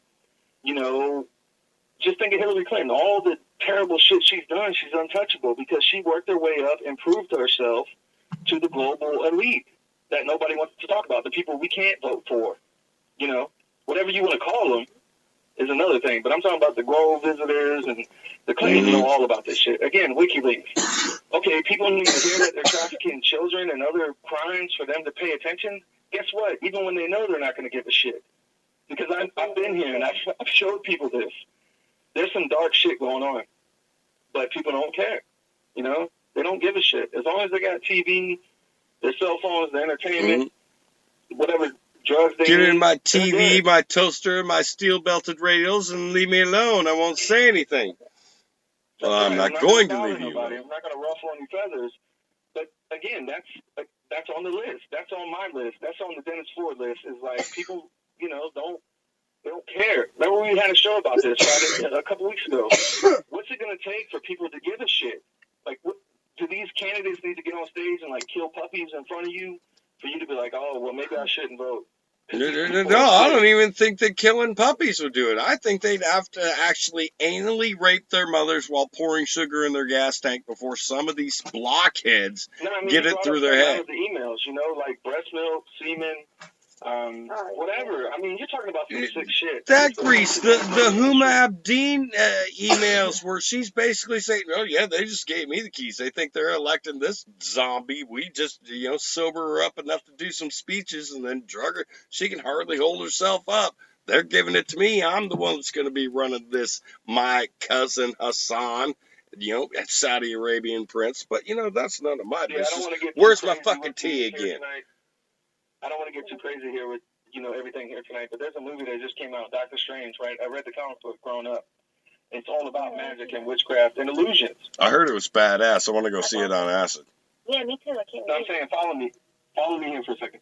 He learned a dark art, an ancient teaching, where he could read this book and manipulate and create magic tricks for, he could make you think you're dreaming and you're, crazy shit. And that's what they're doing. They practice witchcraft. They practice magic on how to manipulate us as humans, and that's sad. I posted about this, a couple hours ago. If your only job here is to make money, then you don't need to be here. We need an earth too, so the rest of us smart people can go over there and show you how it needs to be done, because obviously you don't know what the fuck you're doing. That's for sure. Yeah. DJ Scratch the Sniff put up DJ Scratch the Sniff put up something the other day man, that when the last fish is fished and the last blee blee blee is this. I can't remember all the words, kids. It's been a long week. It's already Tuesday or some shit. I'm trying to be the nice guy, Lee. I'm trying to be the nice guy, but I can't, man, because... Well, it's hard to be the nice guy when all this shit is pushed in your face. Tammy Lynn, maybe that is a contributing factor to what was happening with these two young boys getting angry. Maybe the whole nice guy thing that we've been trying to portray and trying to put out there, that tolerant, hey, let's be a part of this. Maybe that was something that caused something to it. Maybe, like dude said something like, hail Trump or some shit. You never know. I mean, do you think that that's another thing where guys are just, fed up with being the nice guy, and it's all of a sudden, you know what, look, motherfuckers, they start to get that belligerent, testosterone-driven thing. Let's get the woman's perspective here. Dennis, Tammy, go right ahead. Yeah, that's what I mean. I'm interested in Tammy's opinion. No, that's very possible. I mean, granted, we won't know unless we talk to them or whatnot, but anything's possible. Could be that they were purposely, planted there, like we were speaking of earlier. I mean, I know they're doing that a lot, but could have just been, them. I don't know if they were fighting with each other or they just stuck up for one another. I don't have the full story, but it's very possible. Maybe there was a disagreement, something like that, because, you never know. I don't put anything past, all the shit that I've seen, especially recently with the market. All right, well, let me ask you something. Tammy. Why is it a tragedy when two cops get murdered, execution style, but not a tragedy when two black teenagers get shot in Chicago? Right now, as I'm talking to you, somebody's getting shot in Chicago. Why, all this shit about lives matter, right? Are we really being serious about that? I want your opinion on that, because why is it different for a cop to get shot and not these black teenagers killing each other? What's the difference? We were talking earlier, and that's the kind of shit that you want to protest. People in that area should go and protest and demand, that they're not going to, and let them know that they're not going to tolerate that shit. Because the government obviously is going to side with the cops that are getting, murdered or whatnot, but the children, they don't really give a fuck about that. Well, that's what I'm saying. It's not about the young, again, Lee called police officers gang members because that's what they are, but it's not about the young African-American gang members in Chicago killing each other. It's about the young kids that are catching the stray bullets in Chicago that I'm worried about. That's what got me involved in it, because kids are dying. People that have nothing to do with this warfare are dying. So, I mean, it's not that I'm passionate about it. I just want people to know about it, because all day long I hear people say, hey, keep it real. Let's, just keep it real with me. They don't want me to keep it real, because my brand of real is a little bit different than what you would look up in the dictionary and find, okay? So, like I said, police officers are gang members. They're working their way up. You cannot be a police officer unless you create revenue. That's your job, is to create revenue for the state. And if you don't do that, they'll get somebody else, some other asshole that comes back from war that has some shit going on mentally. We'll just give him a gun and give him a badge, and he's special, right? He's special because he took the oath. Why do you have to take an oath and sell out and sell yourself to mean anything in this world? That's how that works. Guys, I want to get this clip in here. I'm a piece of shit. For the second. Too. I know Lee Pierre's a piece of shit just like me. So yeah, but I'm hot and runny shit. If we join the Freemasons, you know what I'm saying, we'll be like P. Diddy and shit. And I have corn. Chains and shit. But I need to get this clip in here, because I want to play something about Donald Trump. I do have to note, ladies and gentlemen, that when I was typing in the search results and things about, trying to find shit on Hillary Clinton and Donald Trump, it was way easier to find things about Hillary Clinton than it was about Donald Trump, which is weird to me. What are you talking about? Again, I don't know these people. I don't contribute to the system. Whatever, dude. I know you got posters of them up in your room, and you do what Hulk Hogan poses in the mirror right next to, in between the both of them. I've seen it. Like I said, I don't want to eat up too much of the show. I know you guys got to do your thing. But, again, I just want to thank you for doing this show and giving people the opportunity. If you're able to be a part of this show, please do. Just like the Friday night show and everything we're trying to do. It doesn't take much. Like I said, I'm not the best person in the world. but I'm able to do this. Ain't got to I be. take time to do this. So, and just like Facebook. Supposedly that Jesus guy hung out with like whores and thieves and shit. So shit, we're fucking winning. Again, I'm not in this for money or anything or likes on Facebook. I'm not interested in any of that. The only thing I'm interested in is people drawing influence from what we do because it's that good. Like I said, Leeds here all these years ago. It's funny that the Last Force for Liberty, I hate to take you down memory road again, but Last Force for Liberty was a moment in my life where I was listening to a radio show and I was like, holy shit, this guy is really good at what he does. And you inspired me.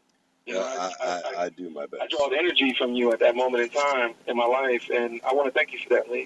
Dennis Ford, right here, humbling me right in the middle of Dude, you have that ability to do that. I love you to death, man, but sometimes you just fuck me up so good. Well, I mean, you created a monster, right? Are you happy with what you created? Because you created me all these years ago. Yeah, oh shit. You kept staying on me, telling me to keep doing what I'm doing, just like you're doing. Man, you've always been you. I've just been here waiting for you to get here. Well, there you go. I mean, that's what it's about. And like I said, we're going to do our thing Friday night, and I'll see you there, Lee. That's for don't sure. Be late. That's I don't for like sure. Tardiness, so you better be on time. I'll be there, man. Shit, that's what we do Friday nights. The bottle in the throttle, and we're gonna hit it full steam. That's what we do. Right, and I just want to say this before I leave out of here. That Camel commercial ad that you played, that made me want to smoke a cigarette. That was incredible. Me too. Yeah. Doctor, smoke Camel. This is how powerful. This is how powerful your MK Ultra programming is. Tammy, I'm going to play this clip here real quick. We're going to let Dennis get on out of here. We've got some other callers that are trying to get through. Don't vote tomorrow. Tammy, don't you vote tomorrow, because if you go, you'll let me down. You don't want to let me down. We'll try and get you guys in, as soon as we can. Kent going to be joining us after the clip as well. So we've got a whole lot more going on, and the third hour coming up in another 20 minutes. So, Tammy, I don't know how down you are. We're tonight is play some Payday Monsanto at some point in the show here tonight. Payday's in the studio. He's right here, all ready to do for the next. Come on, man. Shoot me some credit here. Give me a little bit of credulence. I'm trying, Lucy. Or, any of that good shit that we've been playing over the years. Play some of that. You know, for sure. But first, I've got to get this clip out, because if you're going to go out and sacrifice your self-dignity and everything else by voting tomorrow for your next slave master, then by all means, you should at least know a little bit about who you're voting for. We talked about the Washington reality that is, what was going on and exposed in the Podesta emails. We heard that clip in the first hour, so we're going to get to this one about Donald Trump, and we'll be back on the last Voice for Liberty. As Americans eagerly await who's going to come out on top in the primaries, many are worried about GOP frontrunner Donald Trump. He is known for his non-existent filter, which includes his anti-Muslim and Mexican rhetoric. But what voters should really be aware of is his business crime or white-collar criminal background, because it's what's going to affect the working and middle-class Americans. To be completely objective, the Mafia ran New York City in the 1980s. The concrete industry was a monopoly run by La Cosa Nostra, and coincidentally, Trump was attempting to add to the skyline of America's largest city. But the Mafia's control over business supplies didn't stop Trump from wanting to build his empire. His Trump Plaza empire in the biggest city in America. And his first business deal was with a guy named Fat Tony.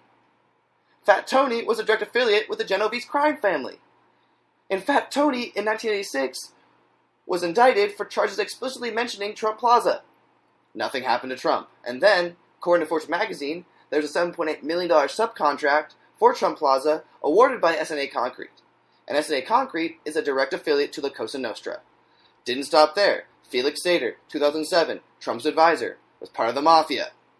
And he was a con artist and committed fraud numerous times. Seems consistent. Then, to top it off, Trump wants to kill terrorist families abroad, but does business with the Mafia. I mean, come on. So, Trump is winning in a similar fashion to Charlie Sheen, illegally and without boundaries. So before you vote, really think, is Trump the right choice for America? Yes, technically it is Trump University, but I thought his ancestral name of Drumpf was way more appropriate. Thank you, John Oliver. So, to start out, Trump used a bait-and-switch scheme to scam people. The bait, in this case, was using his famous name and the word university. The switch was the fact they had little to no involvement in the venture, and it was not even licensed for online education, and was certainly not a university. So technically, even calling it a university was illegal. So how it worked was, first off, the students would sign up for a 90-minute advertising session, which most universities do, so that's fine. Then you would sign up for a 3-day seminar that was worth $1,495, and you would learn about what the university had to offer you. Then, after that, if the students loved it, they would sign up for the gold membership, which was worth $35,000. This also renewed every year. And one of the main issues with this is, Trump is quoted saying, people are tired of spending more money in education than any nation in the world per capita. So he's already being a hypocrite. And the final thing about the scheme is, he promised that all of his students would be able to meet him and all of his rich friends. And even that never happened. Because why would he want to go back to the scene of the crime, or even be in contact with the people that he was scamming? And the answer is, no criminal would. I mean, what guy steals $35,000 from people, then goes back to the scene of the crime and says, hello everybody, I'm the guy who just stole $35,000 from you. No criminal would do that, and Trump is in that boat. And also, 5,000 of his former students have come out to say Trump scammed them deliberately. But you don't really hear about it that much in the media because the media is reluctant to talk about it because Trump is rich, powerful, and influences their ratings. So they need a good relationship with him. And, there are lawsuits suing Trump for this ordeal, but most likely he will get away with this massive scam that stole people's money. And the last thing to think about is, Trump is the GOP frontrunner. And that is kind of scary. It doesn't stop there. Trump may have committed fraud in Mexico at Trump Ocean Resorts Baja. It was constructed in 2006. He sold before the construction $122 million worth of condos, and he promised his investors a 10% return. In fact, the opposite happened. His investors lost on average $200,000 to $300,000 per investment. And then the complex folded in 2009. Trump was later sued for an unknown dollar amount and settled for an unknown dollar amount. Bang. Who knows? This is Wolf of Wall Street, Jordan Belfort, dirty money-esque. And that's what Trump is. Dirty money. He defrauded people. So in the end, just think about it. Trump defrauded somebody during the same time period that Felix Sater was his advisor. Not a coincidence, in my opinion. So, what can you do? You can educate Trump supporters, or at least attempt to, and not vote for him. And know what? You can put it in perspective. Is he actually running to build the success of America, or is he merely running on his own brand? Yeah, all right. I think he's personally running on a brand. All right, kids, we are back here. The last voice. You heard about Donald Trump being the white-collar criminal there, man. I mean, you know that there's shady business dealings going on all the time, but what do they call shady? Getting around government bullshit. Right. That's the worst part about Donald Trump. Did I win the KISS tickets? Yes. You're going to Cobo Hall. All right. Hell yeah. Yeah. Exactly. Tammy, tell him what he's won. Pack your bags. You're going to see KISS. All right. So, yeah, I won the tickets, right?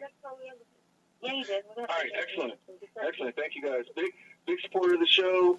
Late night jams, slow jams from 9 a.m. to 3 p.m. in the evening.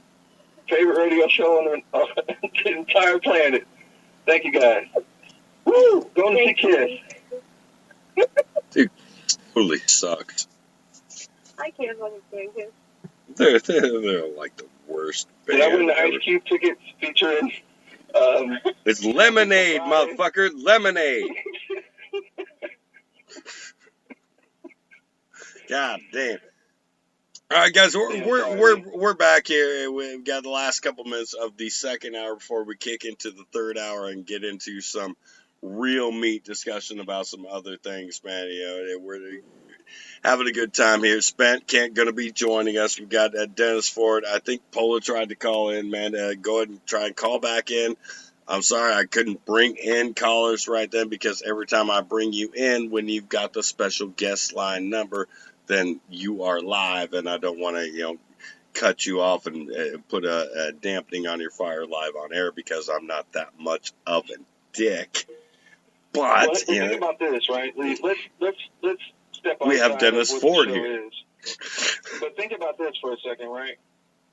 Let's have a co-host and let me run the studio on the Last Voice for Liberty on Monday nights. I don't have to be a part of the show, but let me do what I do behind the scenes.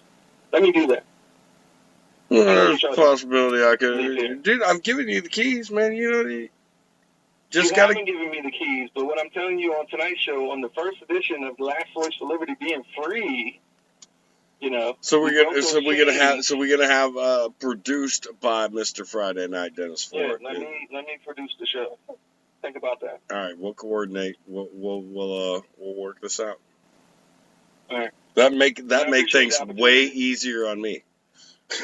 Exactly, and I appreciate the opportunity. Just like the last 4 or 5 years, we've been working together. So it's the same shit. It's just different. It's just a different day. You know what I'm saying? It's the same shit, man. Just a different day. We're gonna rock it the way we do it. But I can do it. Hang on. I'm capable of handling that. Trying not to light place on fire. Just about did. All right, kids. Yeah. So again, don't forget to vote tomorrow, because if you don't vote, you're not American, and you should move to Somalia. If you I don't want to move to Somalia, and I don't want to vote. What's the other place they tell you to move? I forgot. Because I don't want a leader. I think I can lead and take care of myself. Tammy, what do you think? I think so. No need to leave. No need for us. Dennis, do you think that we should have to leave? Okay, people with children, right? Both you individuals have kids, right? You're kind of your own government when it comes to govern, your household. Now this is not the first time I've encountered this one. No, I'm just saying. I mean, I don't have kids, but I know how to make sure I don't get in any shit today, because I'm smart enough to figure what's going on. Yeah, we're gonna get into this, dude. I'll tell you exactly what. Dude, it's not because you dictated it to him, because I've been in this discussion with the Rev, and the Rev's gonna be joining the shows here in the future. You guys are gonna love to fucking hate him. He will bring this out in you. But no. Him and I had the same discussion not merely a couple months ago. That he's like, I'm the one that's governing my house. I'm the one that's ruling this. I'm the one that's going to be doing it. And I said, no, you're giving them guidance. It's up to you to teach them these things. You're not dictating it to them. You're guiding them into how to fish, how to forage, how to fucking. Exactly. Nobody until they're at least 25, 30. Then all of a sudden that shit kicks in. So I'm saying, later on you realize your parents were accurate and very true in what they were telling you. But again, Lee Peer, when you're growing up, you're a teenager, 20s, until you get about 30, you don't really realize that shit. You have no idea. Oh yeah, you don't grow a brain until you're 30. Tammy, are we wrong?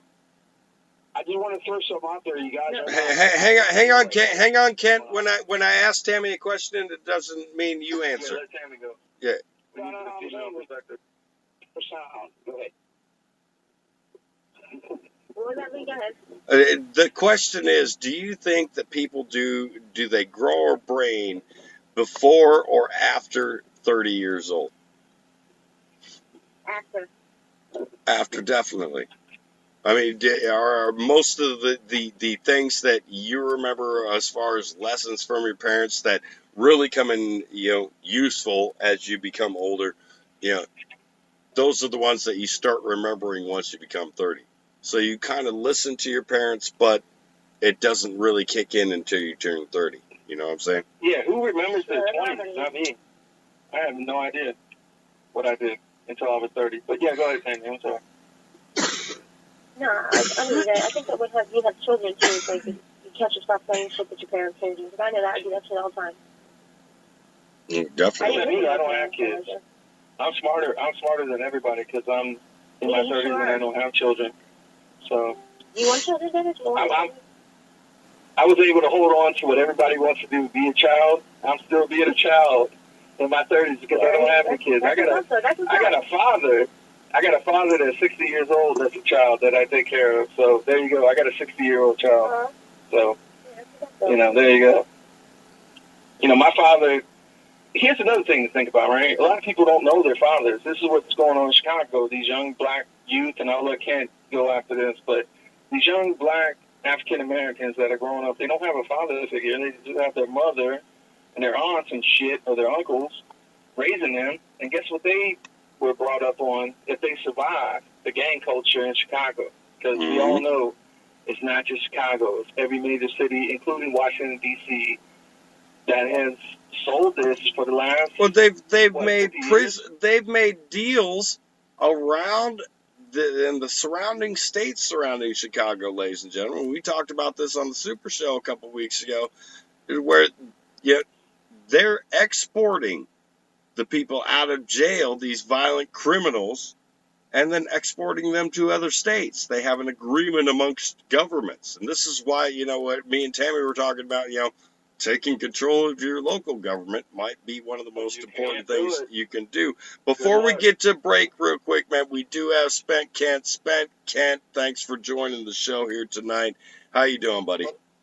My brothers and sisters here, but I got to tell you guys something. Right now, you're not broadcasting. There's nothing but dead air right now.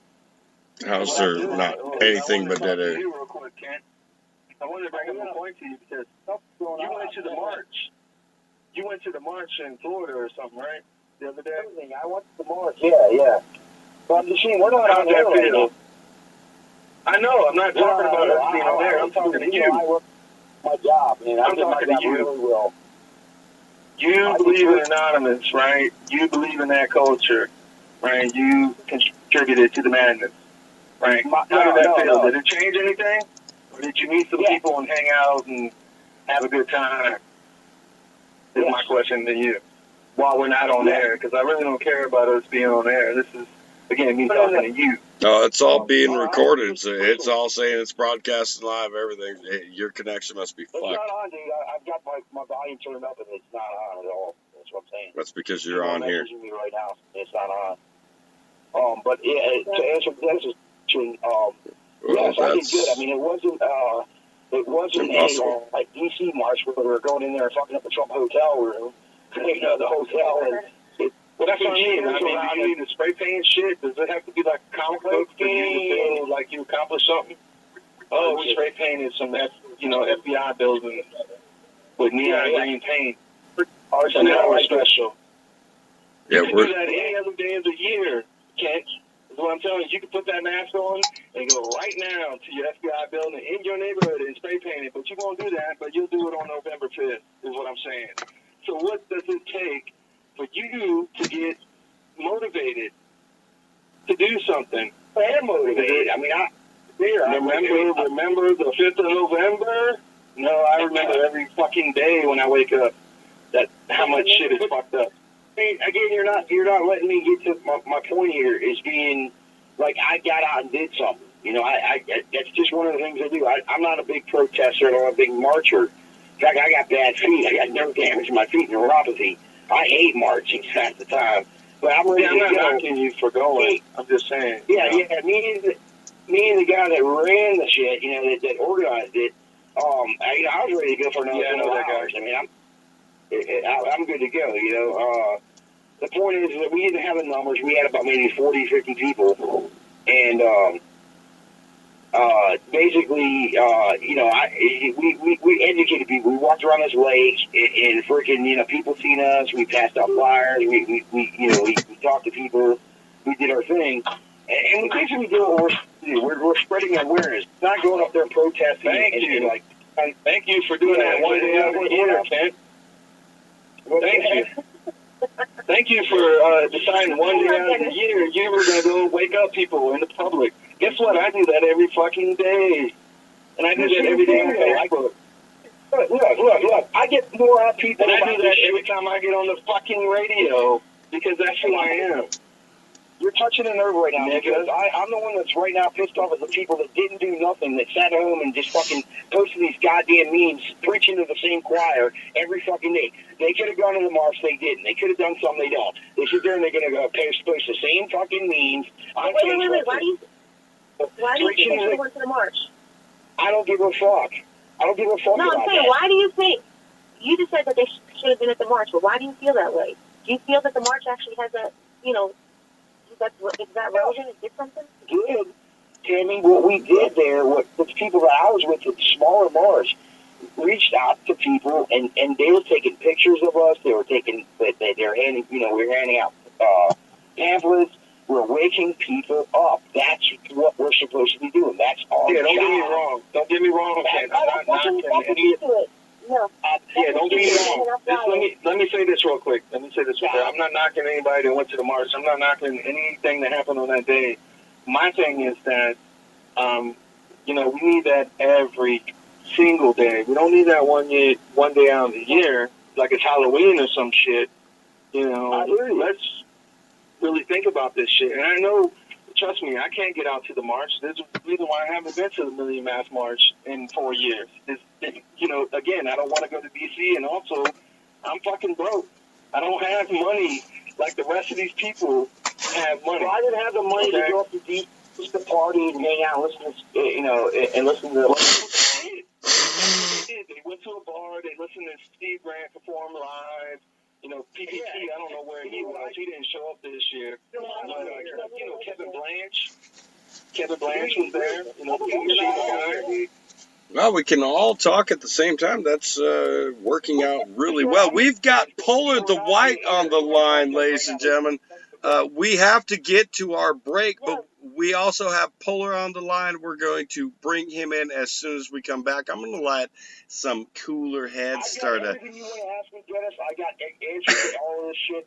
I'm fucking definitely motivated and telling everybody what I did and why I like did when the I shit talk I do. and nobody listens. Yeah, it's my thing. It's amazing. I do shit like you do. Here's my thing. Follow me for a second. Hold on. Here's my thing. I'm a part of Anonymous to a certain extent, just like everything else in my life. I only like certain things so much before they piss me the fuck off, just like people. And that's just me. I'm sorry. Yeah, I'm with you, bro. I'm with you. That's why I'm right there with you, little brother. What do you want? Alcohol poisoning? Stop. What do you want? They don't like me because maybe I tell the truth. Maybe I'm a little fucking harsh on them. But I educate. That's what I do. Now, what we do... No, you're part of a different... You're part of a different generation. You know what I'm saying? Me and Lee Pierre are part of different generations. But you're a different generation. Well, Lee Pierre's Generation X, right? I think so. Yeah. He's my little brother. Exactly. I'm a millennial. So you see the class I'm in of stupid motherfuckers. I'm trying to get out of that box. I'm trying to break the norm. Guys, we do have to get to a break here, okay? Yeah, we're going to come back. I love you to death. I'm going to get off the show here tonight. You do what you got to do. Love you too. If we wasn't on the show or whatever, I don't care. I just appreciate everybody, taking their time out to be a part of this. Yeah, thanks, man.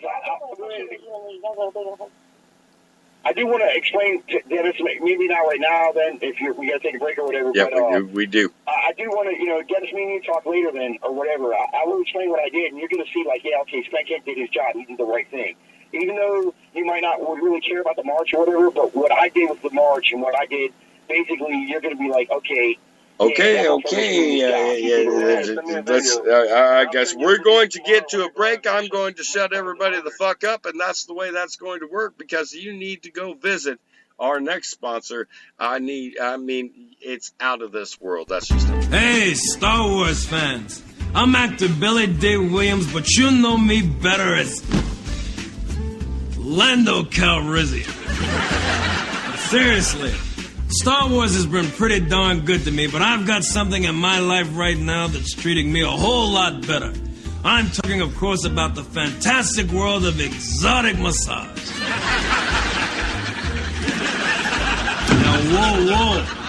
I know what you're thinking. You're thinking, Lando, are you talking about what I think you're talking about? I sure am. It's fantastic. You get all the benefits of a regular therapeutic massage, plus you get to have your pancake flipped. Oh, Bambi, that's great. Now I'm hooked. Yeah. The gold reserve got my tongue super loose and comfortably numb, more focused than ever and ready for whatever's to come. While Big Pharma got the populace wonderfully dumb, addicted to deadly drugs to keep them under their thumb. You're dealing with scum, instantly bathe the pedal poison. Enjoy something that grows out of the ground, that annoys them, destroy them. Let them know you're privy to their thin scam. Stand tall, don't ever fall for the flim flam. Most politicians are supporters of NAMBLA and actors who follow a script similar to Tony Danza.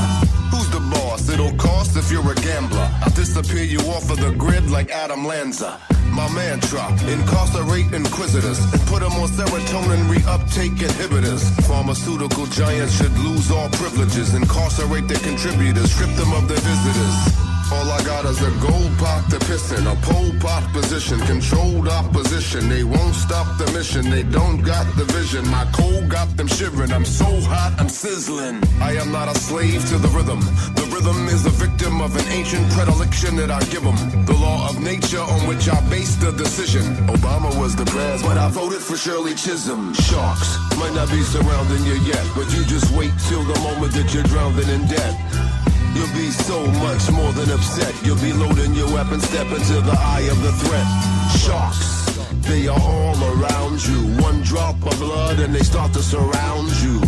You better stop talking to skanks. They seduce you on the ship and you're walking the plank. The treatment you're receiving is no different from stepchilds. You keep swallowing semen of these demons and reptiles. When will you learn? Pyros are working together, taking turns, and their only endeavor is to make it burn. Hey yo, I had enough of this. Justice Department suck my dick, fuck that bitch. I will force feed her the poison from a puffer fish. These snuffleupagus motherfuckers in love with this hot potato, but they won't even touch it with some oven mitts. Now that I understand the level of deceit, to keep these devils in their seat and let them pedal on the street. Their pathetic, apologetic rhetoric, they won't compete with the veracity and the tenacity that can't be beat. Suckers and tyrants, they both act as one. The best way to expose them is to make them act like one. Look at all these evil people making a killing. Literally, I'll make the gargoyles come to life and eat the people in your building. Sharks might not be surrounding you yet, but you just wait till the moment that you're drowning in debt. You'll be so much more than upset. You'll be loading your weapon, step into the eye of the threat. Sharks, they are all around you. One drop of blood and they start to surround you. You better stop talking to skanks. They seduce you on the ship and you're walking the plank. Word magic has let the oligarchy step on your voice. Man, I'm telling you, it's the pirate's favorite weapon of choice. Lady Liberty has been literally keeping people in misery. The context is more complex than the prison industry. They're parasitically feeding upon the citizenry, leading it, ritualistically feeding it so habitually. America's in a crisis, getting massacred by ISIS. You could be Al-Qaeda, so your constitution don't mean shit to me. You look suspicious, miss. Step out your car, please. Civil forfeiture, we're collecting like Barclays. We'll take your cash and we'll wipe out your cards, please. And trying to get it back is worse than ripping out shark teeth. I hate to sound unkind, but all that does is cloud your mind. I hope you get to take some time away from shit that makes you blind. My self-contained underwater breathing apparatus lets me see these sharks for who they are and come report the status. Sharks might not be surrounding you yet, but you just wait till the moment that you're drowning in debt. You'll be so much more than upset. You'll be loading your weapon, step into the eye of the threat. Sharks, they are all around you. One drop of blood and they start to surround you. You better stop talking to skanks. They seduce you on the ship and you're walking the plank. Sharks. Say what?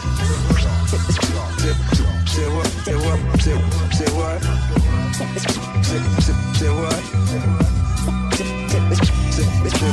Sharks. Say what?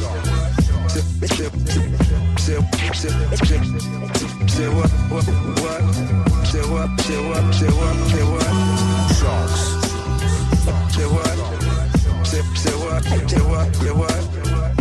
Say what? Say what? What? Say what? Say what? Say what? Say what? Say what? Say what? Say what? Say what?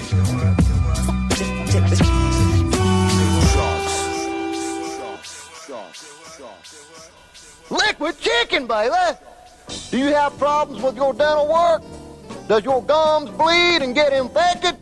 Well, the answer to all your prayers is in this little bottle. You can eat liquid chicken with a straw. It's got all the vitamins and minerals of solid chicken, but it don't promote tooth decay. And, most of all, it don't promote a solid movement. Remember what happened to Elvis? Think about it. Liquid chicken is convenient, too. If you ain't got time to wash your hands and eat, just turn up a bottle of liquid chicken or drink it with a straw. Damn, that's good.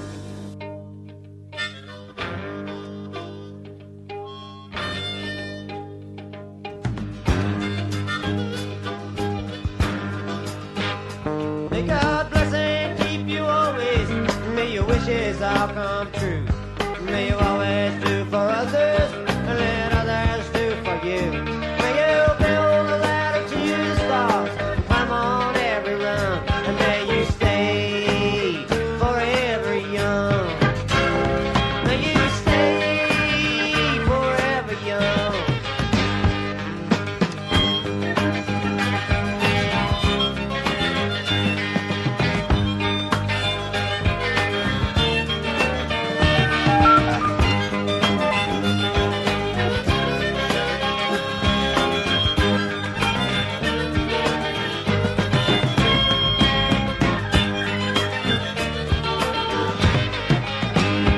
May you grow up to be righteous.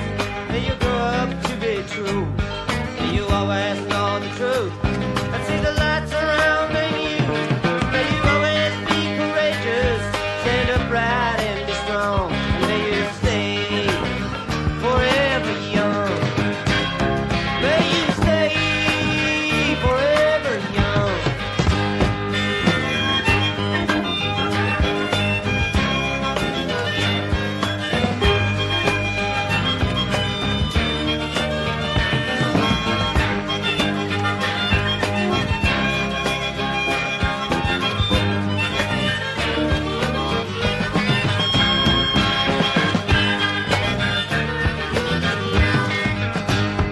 May your hands always be busy.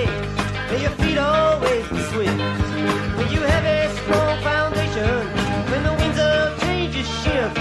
May your heart always be joyful. And may your song always be sung. And may you stay forever young.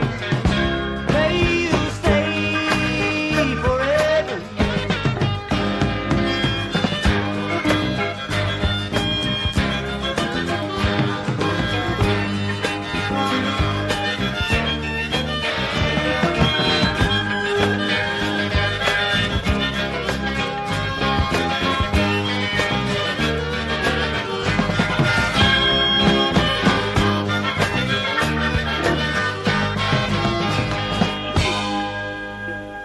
No, ladies and gentlemen, we are back here live on The Last Voice for Liberty, man. Myself, the mouth, laughing and scratching. I'm serious. Shut the fuck up while I do the intro.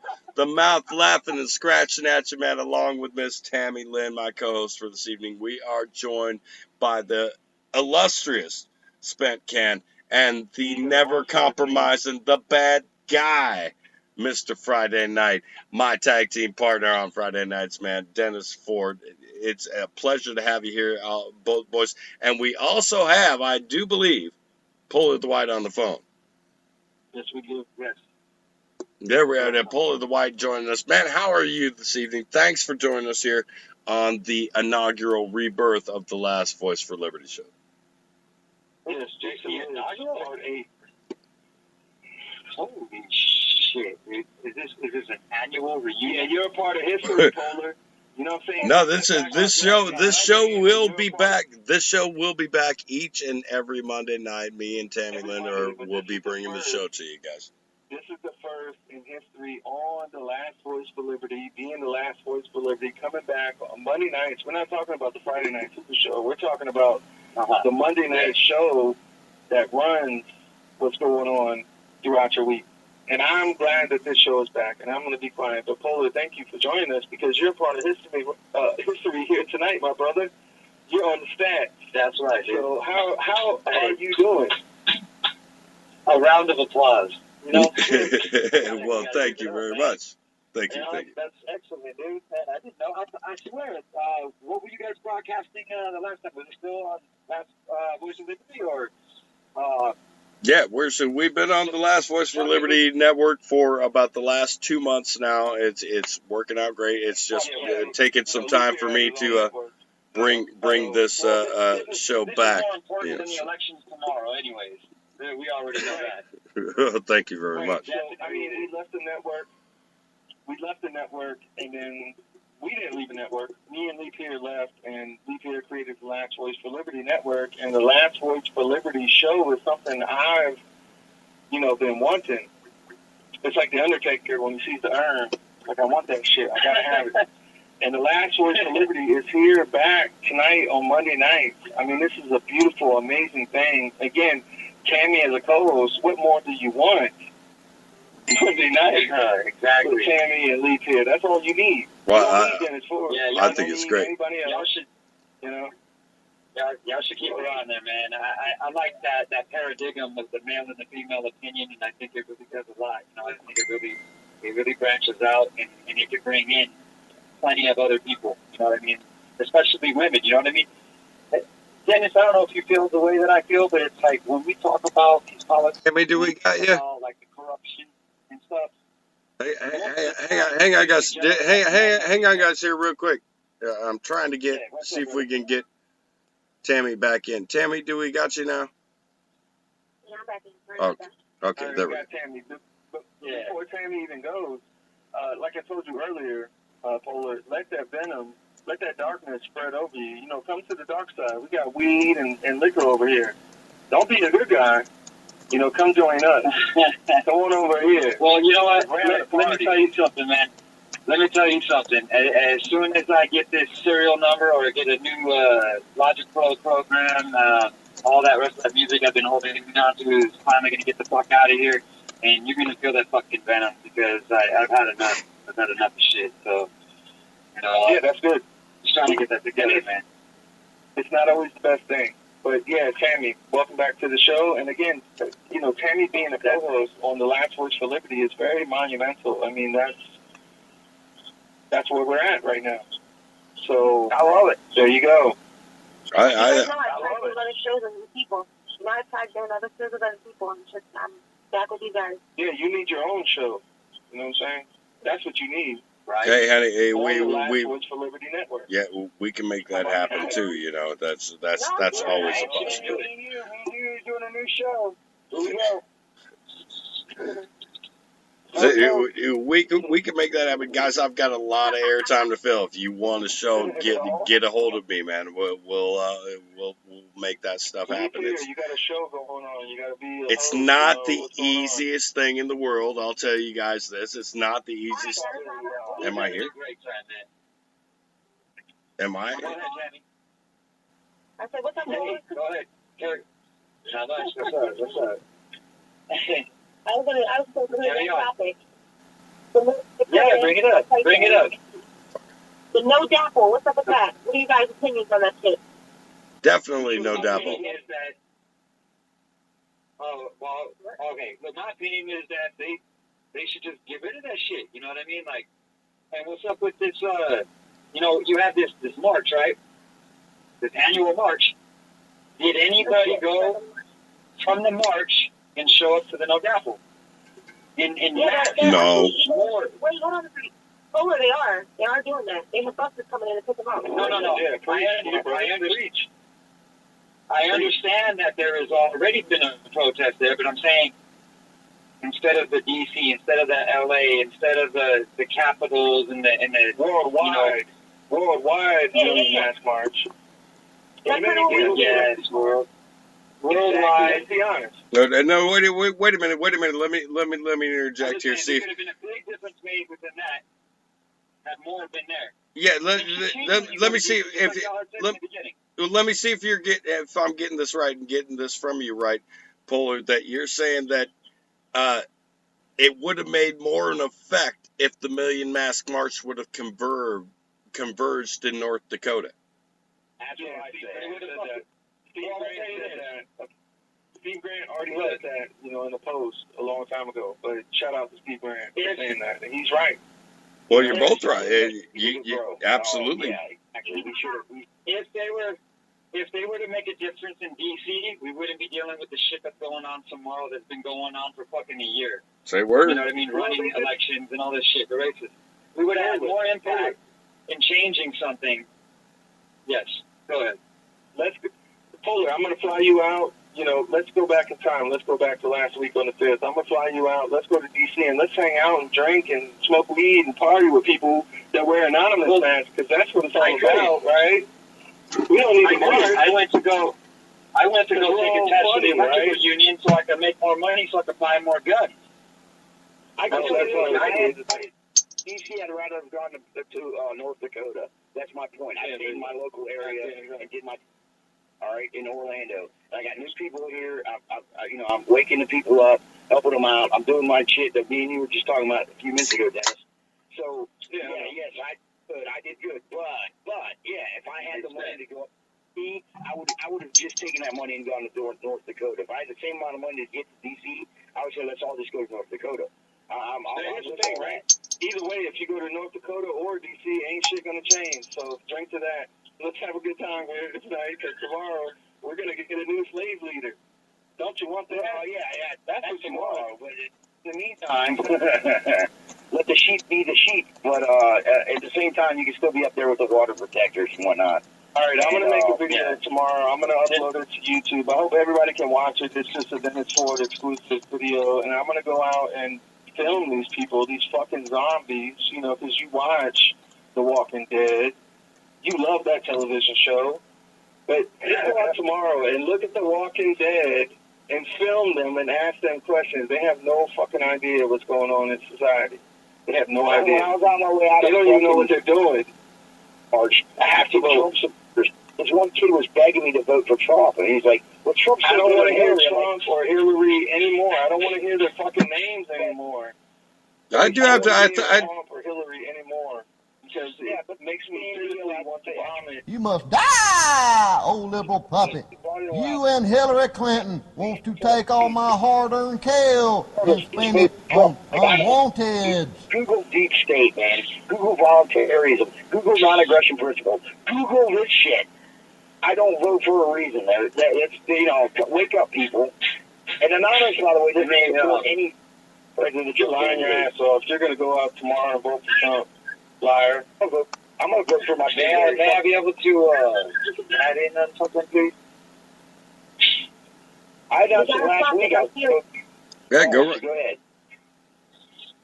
We're talking about the no Dapple. You just like veered off again. Yeah, we want to get back on no Dapple here, boys. So, we're bringing up 10 million other subjects. And, I'm doing this and I'm doing that, and I'm very important. I have many. Because I don't think you do. Because I'm on the show. But let's get to this Dapple, ladies and gentlemen. If you're not aware of what Dapple is, the Dakota Access Pipeline, ladies and gentlemen. Nothing's going to change. What are you going to do, Lisa? Are you going to get in the car tomorrow and go up to North Dakota and change the world? You ain't going to do a fucking thing. You're going to sit around and go to work. That's what you're going to do. So what you going to do, Dennis Ford? What you, hey, Archie Bunker, what you naysaying? You fucking dick, always fucking naysaying. Always naysaying. Everything I fucking create, you just sit there and sit in your tower. What's funny? Fuck you. Come on, man. What are you going to do? What are you going to do? To me, because, outside of me appreciating you doing the last words for liberty, in all reality, I want it to fail because... Well, keep on trying. Bring down the tower, man. Come on. You can sling your arrows from the Tower of Babel, but you will never strike God. I'm the reason why they fluorinate the water.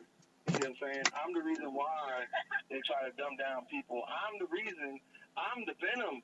Like I was telling the Polar earlier, I'm the motherfucker that will bite you on the ankle and your whole life will fucking change overnight because I'm that good at what I do. Like I said, Friday night, I don't have to sell it. I don't have to tell people to tune in. Only thing I can tell you is if you're not Yeah, tuning because in, I do it. you're fucking losing. You're losing. I know you don't and have to I'm tell winning. them. I do it. I'm not that motherfucker. What's his name? Charlie Sheen. He's got HIV positive, but he's not winning. He's losing, but I'm winning. You know what I'm saying? And that's all I can tell people.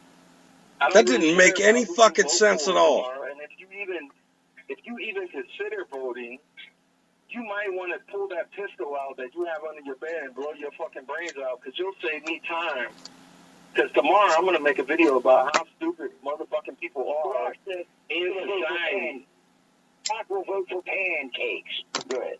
No, you're in 2016 and you're living a movie, and every time you go outside your fucking door, you are seeing The Walking Dead, and you're contributing to it, and then you want to tell me that I'm wrong for pointing the shit out.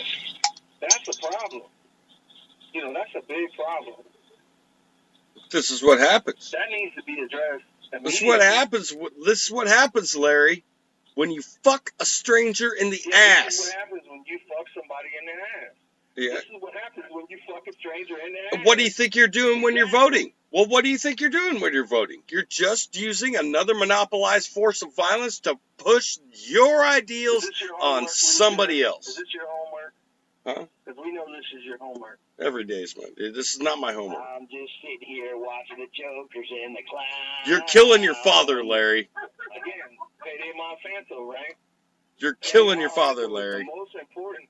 Look, I don't even want to go off on the whole Payday Monsanto show, but I want to let people know. No, look, we know that this is your homework, and where's the fucking money, you little fucking brat? Yeah, where's the fucking money? Like the Pentagon, where's that fucking Exactly. Where's the 6.5 trillion? The Rock says it's turned sideways, shined up really, really nice, and shoved straight up your candy ass. See, you sound like about 5 pounds of crap in a fucking 2.5 pound bag. What the hell's going on around here? We're saying the same things over and over again. We keep asking the questions, and nobody has any answers, and then every time they think they have the answers, we change the questions. This is how we do. What, dude, I don't like pineapples. What can you say about? What can you say about it? It's a crime against goddamn humanity is what it is. That's what I can say about it. It's a crime against each and every person that's walking the face of this damn planet, because it's nothing more than poisoning the fucking... Well, somebody needs to say it, Dennis Ford, because ain't nobody else goddamn saying it. No, I'm just saying, unless you're fucking Superman, don't tell me about no pipelines on Native Americans. Yeah, I'm going to tell you all about it each and every day. As long as you tell me about Chicago each and every weekend, I'm going to tell you about a motherfucking pipeline, motherfucker. Let me finish, because, you invited me on.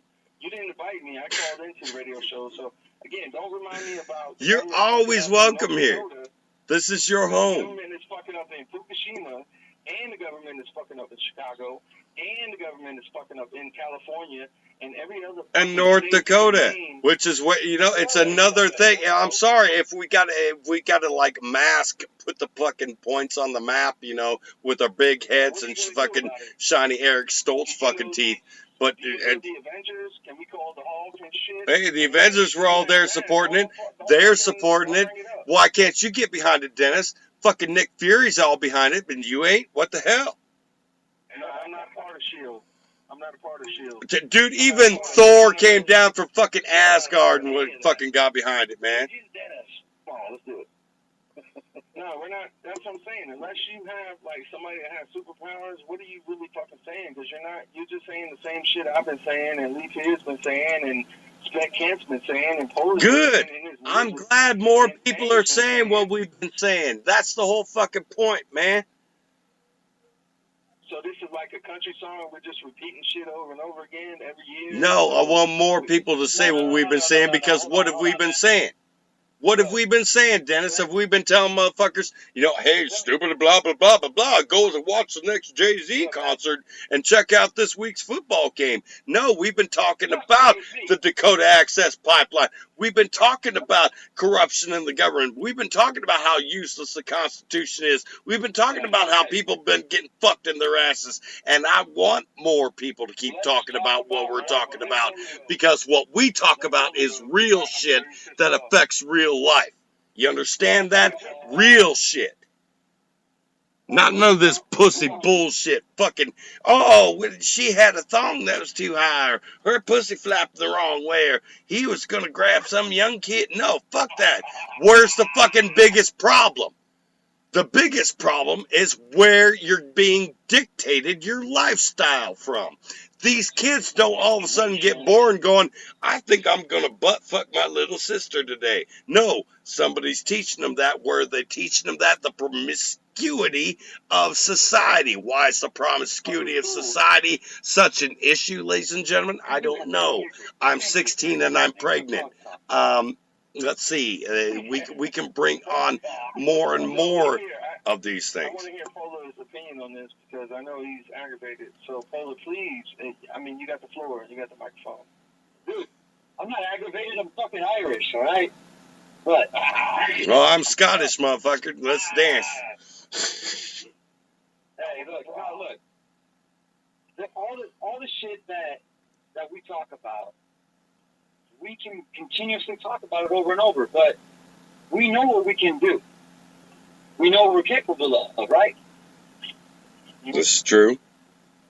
This is the horrible reality of what we face as these shows talking about the same shit we've been talking about.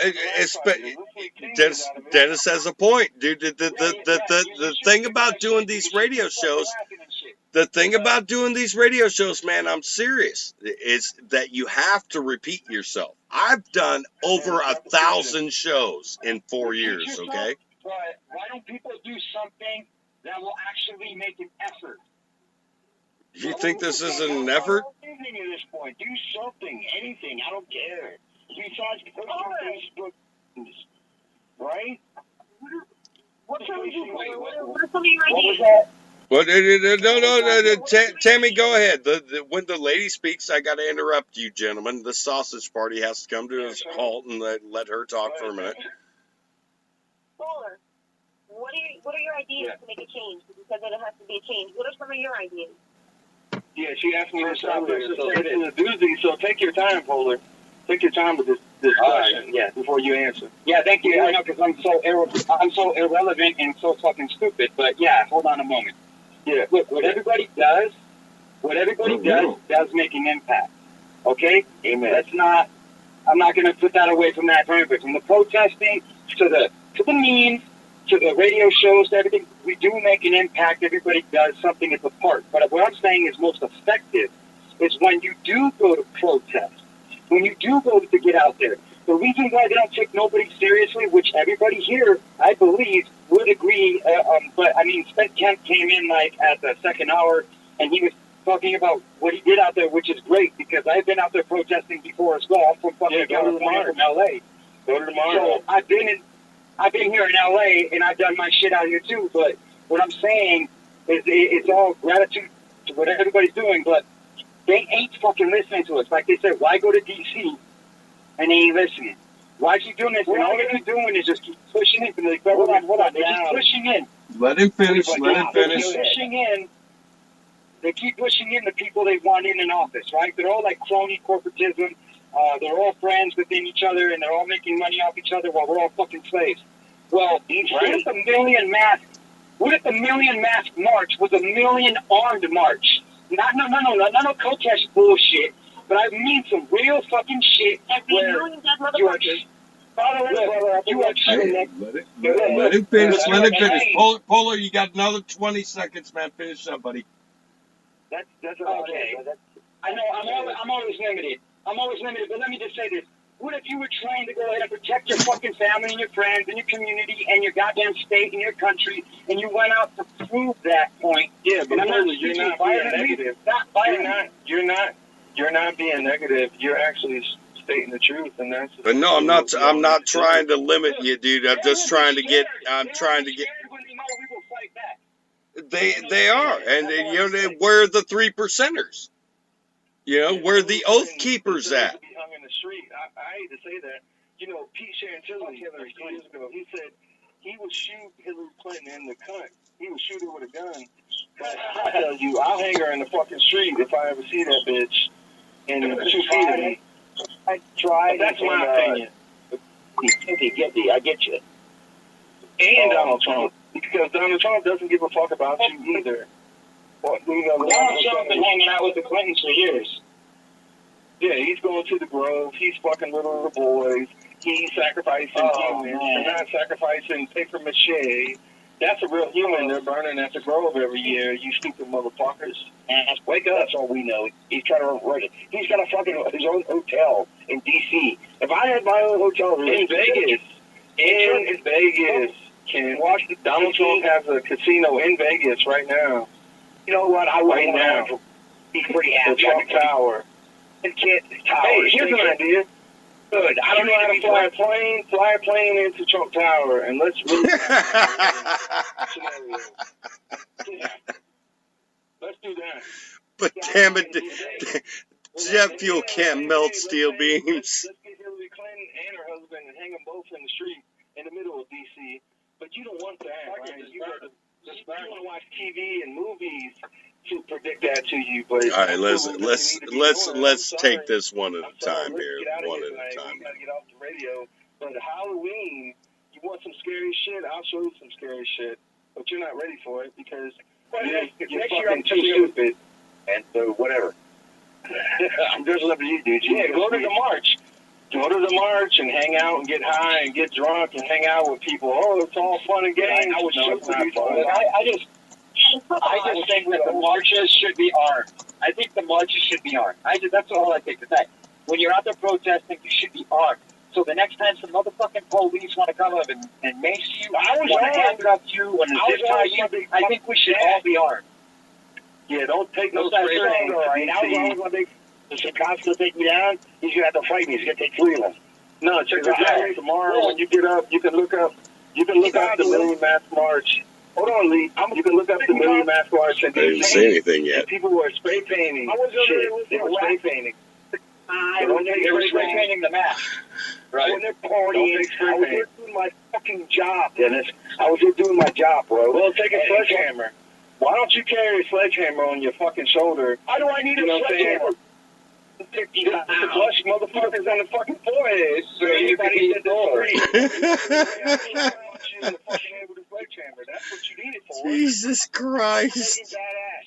You're gonna be my ass. You're gonna my ass. And the cops know that. That's so all I'm saying. I'm talking about, I mean, we got a disagreement. We got to prove some shit. Let's get Mortal Kombat because that's what people want. No, people really just want boobs, Dennis. That's the in the end all be all. That's really all they want. Sorry, I'm the game. You have to understand. You wouldn't even play the game if you knew how it works. Sorry, man. Understand what I'm saying? You're not a player in the game because you don't even know how the game works. There we go. Is everybody going to keep talking while I'm Before we talking? get out of here tonight, I want to thank Lee Peer for even taking the opportunity here tonight to produce this fucking show, and everybody out there should respect him for doing that. Ladies and gentlemen, I respect him. Thank you, guys. I respect Tammy. I respect Dennis. I respect Ben. I don't need your respect, and I don't need your likes on Facebook. Calm down there. Good Christ, man. I like you anyway. I don't need your fan mail. Well, I'll send you some, and then you can shit on it and send it back to me, and we'll get along. I'm going to send you chocolate cherries, Doug. Well, that's good. That's what I was trying to pull out of you. That's what I'm trying to pull out of Lee Peer, Tammy, everybody. I'm trying to pull out that. I know, but you piss me off sometimes, man. Sometimes you get me mad. Really good shit done. Let's stop talking about it. Let's get it done. No, you don't understand. man. You got my head going boggled, dog. You got my head going crazy. Sometimes I'm like, this motherfucker Dennis, dog. I'm like, he got me mad. I'm like, I just want to go rake a lawn. I love you little humans. You talk so tough. Dennis is always like, And you're so man, tiny. Dennis does now. He's the rule breaker. He's the heel now, right? I'm the heel. Yeah, I'm like Ric Flair. You know The what bad I'm guy returns. saying? Thank you, Dennis Ford. I see you flapping your gums. I see you running your mouth, Dennis Ford. Shut your damn mouth. Holy shit. Shut your damn Know Your Role Boulevard. Cross the road. Walk down Know Your Role fucking Boulevard. Take a right on Dragoni Drive. You can see, Go straight into the smack. ladies and gentlemen, much like before and previous initial broadcasts of the Last Voice for Liberty show, I have lost total control because, hell, this is the beauty of anarchism. It started out wonderful, and it started out wonderful, and then you all came in and shat all over with it. You shat all over it with your wonderfulness, and I thank you for it, man, because it can't be a wild ride on the radio, here without the whole crew being a part of it, man. When you look at your calendar, the Last Voice for Liberty is, Christmas and Thanksgiving, all these shits are going on. But guess what? The Last Voice for Liberty is going to be here celebrating shit just like we've been doing for the last 5 fucking years, ladies and gentlemen. And this is essential. I'm like Paul Heyman pumping up Brock Lesnar, because Lee Fear is one of the greatest people that have ever touched a microphone or ever got into radio, and that's all I have to say here tonight. I don't really have to elaborate or talk about it any fucking more. Lee Fear is the greatest. It's like... Right. We're going to give everybody a last word here tonight. I'll talk to you later. I love you. Everybody on the phone lines, Tammy, Polar, Kent, everybody. But yeah, I'm gonna hang up. But Dennis, I'll be up for a little bit after 11, man. Give me a call, buddy. No, I'm saying, Lee Fair, please keep doing what you're doing because, like I said earlier, I draw influence from this show, The Last Voice for Liberty. I've been waiting for this. We got kicked off here. They told us we were too brutal. And now we're back to let you know that I can really shake them down. Do you love me? I didn't even want to call into the show here tonight because I didn't want to shine the spotlight on me and how great I am. But let me tell you, Lee Perry is one of the best. That's right. Dennis does have a comparable penis size to me. It might be a relevant factor. We're not talking about that. Yeah, it might be relevant. You never know. No, we're talking about concrete radio. Dude, rice grains mean everything. For the last 5 years. Ask the Asian people. They know all about that. But that nonetheless aside, thank you very much, Dennis, for being a part of the show, man. It made my whole day, man. It really did. Get out tomorrow and vote. Please, respect the poll sack. It's out there, man. I'm on the ballot. You can get. And if you don't vote, you're not American. You don't want to vote. American, you might as well move to Antarctica. And I love you, Lee. I love you too, Dennis, man. Thank you so much for being a part of it. All right, Spent Kent. We're going to give you a last word, man. You got about 30 seconds before I shut you the fuck up, man. I'm sorry, that's the way I got to do it, man. I got a big mouth and a ball sack that needs to be voted for tomorrow. So, anyways, what I'm saying, and a hairy ball sack, by the way. Anyways, man, just educate yourselves. Educate. I always say this shit every time I'm on the show. Or whatever show I go on, I always say educate yourselves. Learn history. Learn science. Know that 2 + 2 = 4. We realize shit. And do your homework. And then, by the way, that march yesterday, I did really good. I got some newbies. I got some people listening right now. They're learning. They're understanding. We're growing. That's what we need to do. We need to grow this movement, man. That's what it's all about, growing this movement. We got to do something now because it's too late. Eventually it's going to become too late. And, I'm not getting any younger guys anyway. I'm the oldest guy on this fucking show, so fuck it. Shut the fuck up. You're only 12 years old. I know. You're still listening to Warrant in your mom's basement. Shut the fuck up with that oldest guy on the show shit. All right, buddy. Thanks for joining the initial rebirth of this show as well, man. Spent Kent, ladies and gentlemen. Polar the White, I got to give you a little bit of shout out, man. Thanks for joining the show as well, bud. Some final thoughts from you there, bud.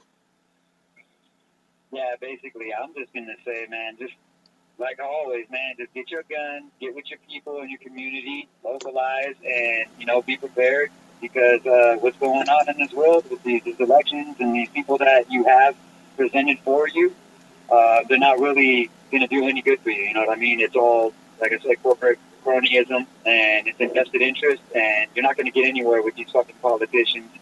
So, learn from the history, learn from the past, and just protect yourself, protect your community, your loved ones. Get together and strategize and take care of yourself. That's the way I look at it. And get out there and vote. Say a word. Go ahead. Say a word. Thanks for it. Thanks, Bullet, man. I vote for the caliber. Yeah. Amen, brother. There you go. All right, man. Pull the White, ladies and gentlemen. You can check him out on Facebook as well as SoundCloud. I know you got some tunes out there, right?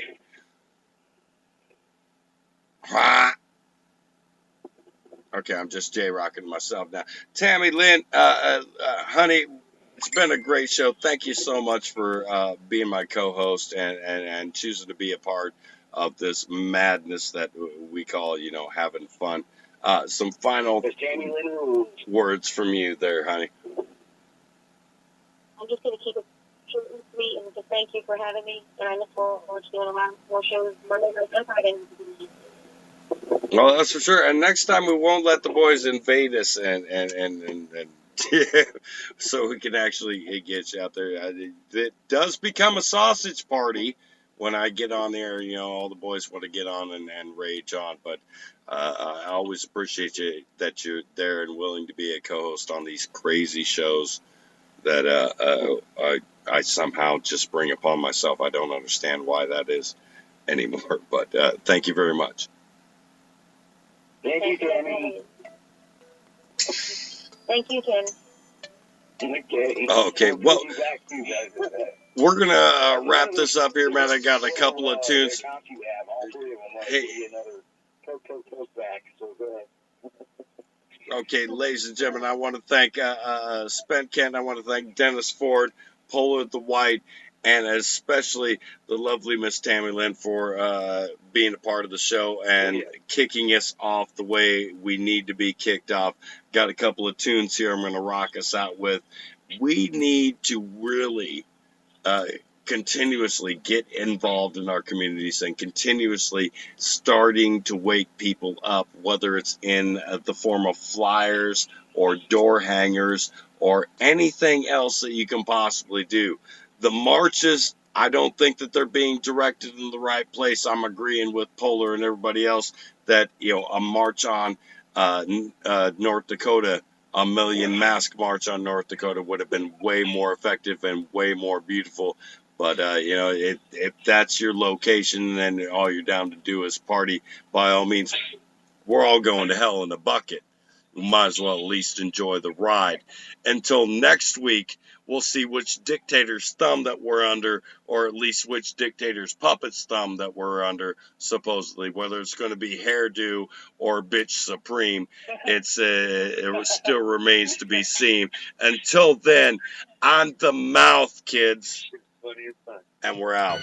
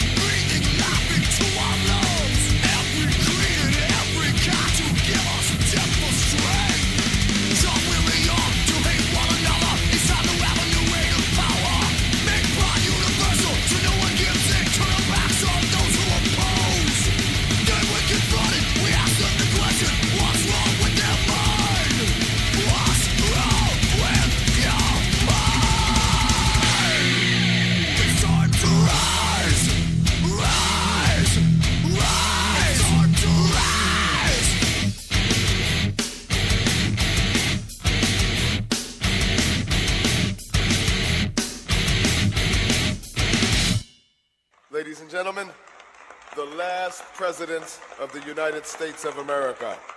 The very word secrecy is repugnant in a free and open society.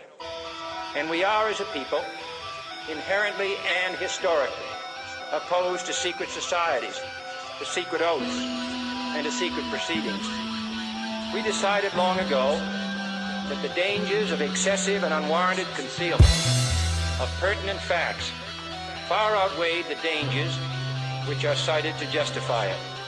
For we are opposed around the world by a monolithic and ruthless conspiracy that relies primarily on covert means for expanding its sphere of influence, on infiltration instead of invasion, on subversion instead of elections, on intimidation instead of free choice, on guerrillas by night instead of armies by day. Everything we want to sit and right in our midst, but we don't really give a fuck, that's the twist. Once you fall into the trap, it's abyss. Somebody took a bullet for your right to exist. When they slide that by you, they give you a rifle, your G.I. Joe. Hold on to your Bible, it's about survival. That is what it's read my flow. Everything is gonna be my way. See, I do not play with the CIA. In the dirt is where they must lay. You see, them motherfuckers murdered JFK. But that was also an outside job, just like 9/11 done by the Mossad. No doubt about it. Anybody who had a voice, Martin, Robert, Malcolm, name your choice. I'm on some wild shit this year. You bet your gums I'm in here. It ain't no fun to this year. I ain't the one to miss here. I'm on some wild shit this year. You bet your gums I'm in here. It ain't no fun to this year. I ain't the one to miss it. They've infiltrated your Patriot radio stations. Bee collectors are busy gathering information. This is no way to conduct a Patriot meeting. Council for National Policy is where they're eating. Yummy. AJ gets no respect. Pretty soon he will host the show with Glenn Beck. How much rat poison is in the tuna fish? When will they turn him into a lunatic? These are questions that I ask myself as I sit back and ponder how vast the wealth. The die's been cast, at last should pass the help. If you think that I'm lying, you should blast yourself. Ted Pike is a friend of mine. Mr. Jones booked him and then declined because he did not want to debate the fact that Israel is a rabbit little state. They call me anti-Semitic. Picture that. If that's true, I'm a Nigerian diplomat. The same old guest he brings on the chit and chat. They sound like pussy. I got a verbal dick for that. Mr. Jones, let me get this right. Jack Blood got bitched out by your wife because he wasn't pushing your material right. I trust Jack Blood with my motherfucking life. Yeah. My balls are all out this year. It ain't no fun to this year. If you don't trust in this here, you might as well slit your wrist here. My balls are all out this year. Believe I weighed the risk here. When patriots get rich here, you may be on the list here. That I do not intend to permit to the extent that it's in my control. And no official of my administration, whether his rank is high or low, civilian or military, should interpret my words here tonight as an excuse to censor the news, to stifle dissent, to cover up our mistakes, or to withhold from the press and the public the facts they deserve to know. It is a system which has conscripted vast human and material resources into the building of a tightly knit, highly efficient machine that combines military, diplomatic, intelligence, economic, scientific, and political operations. Its preparations are concealed, not published. Its mistakes are buried, not headlined. Its dissenters are silenced, not praised. No expenditure is questioned, no rumor is printed, no secret is revealed. No president should fear public scrutiny of his program, for from that scrutiny comes understanding, and from that understanding comes support or opposition, and both are necessary. I am not asking your newspapers to support an administration, but I am asking your help in the tremendous task of informing and alerting the American people, for I have complete confidence in the response and dedication of our citizens whenever they are fully informed. For For we are opposed around the world by a monolithic and ruthless conspiracy. For it is no longer far away and foreign, but close at hand and local.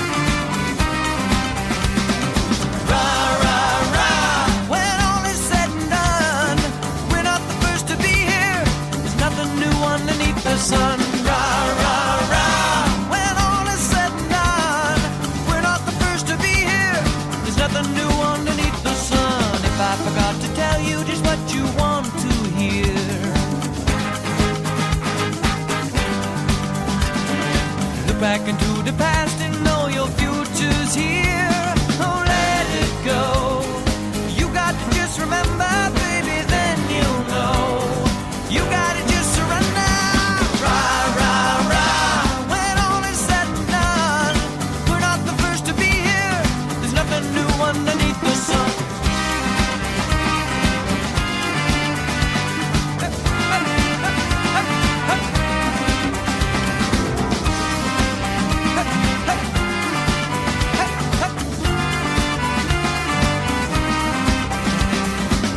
See the resistance there behind your eyes, but you know my persistence is so hard to find. Oh, let it go. You got to just remember, baby, then you'll know. You got to just surrender. Rah, rah, rah. When all is said and done, we're not the first to be here. There's nothing new underneath the sun. Rah, rah. To be here, there's nothing new underneath the sun. Hey!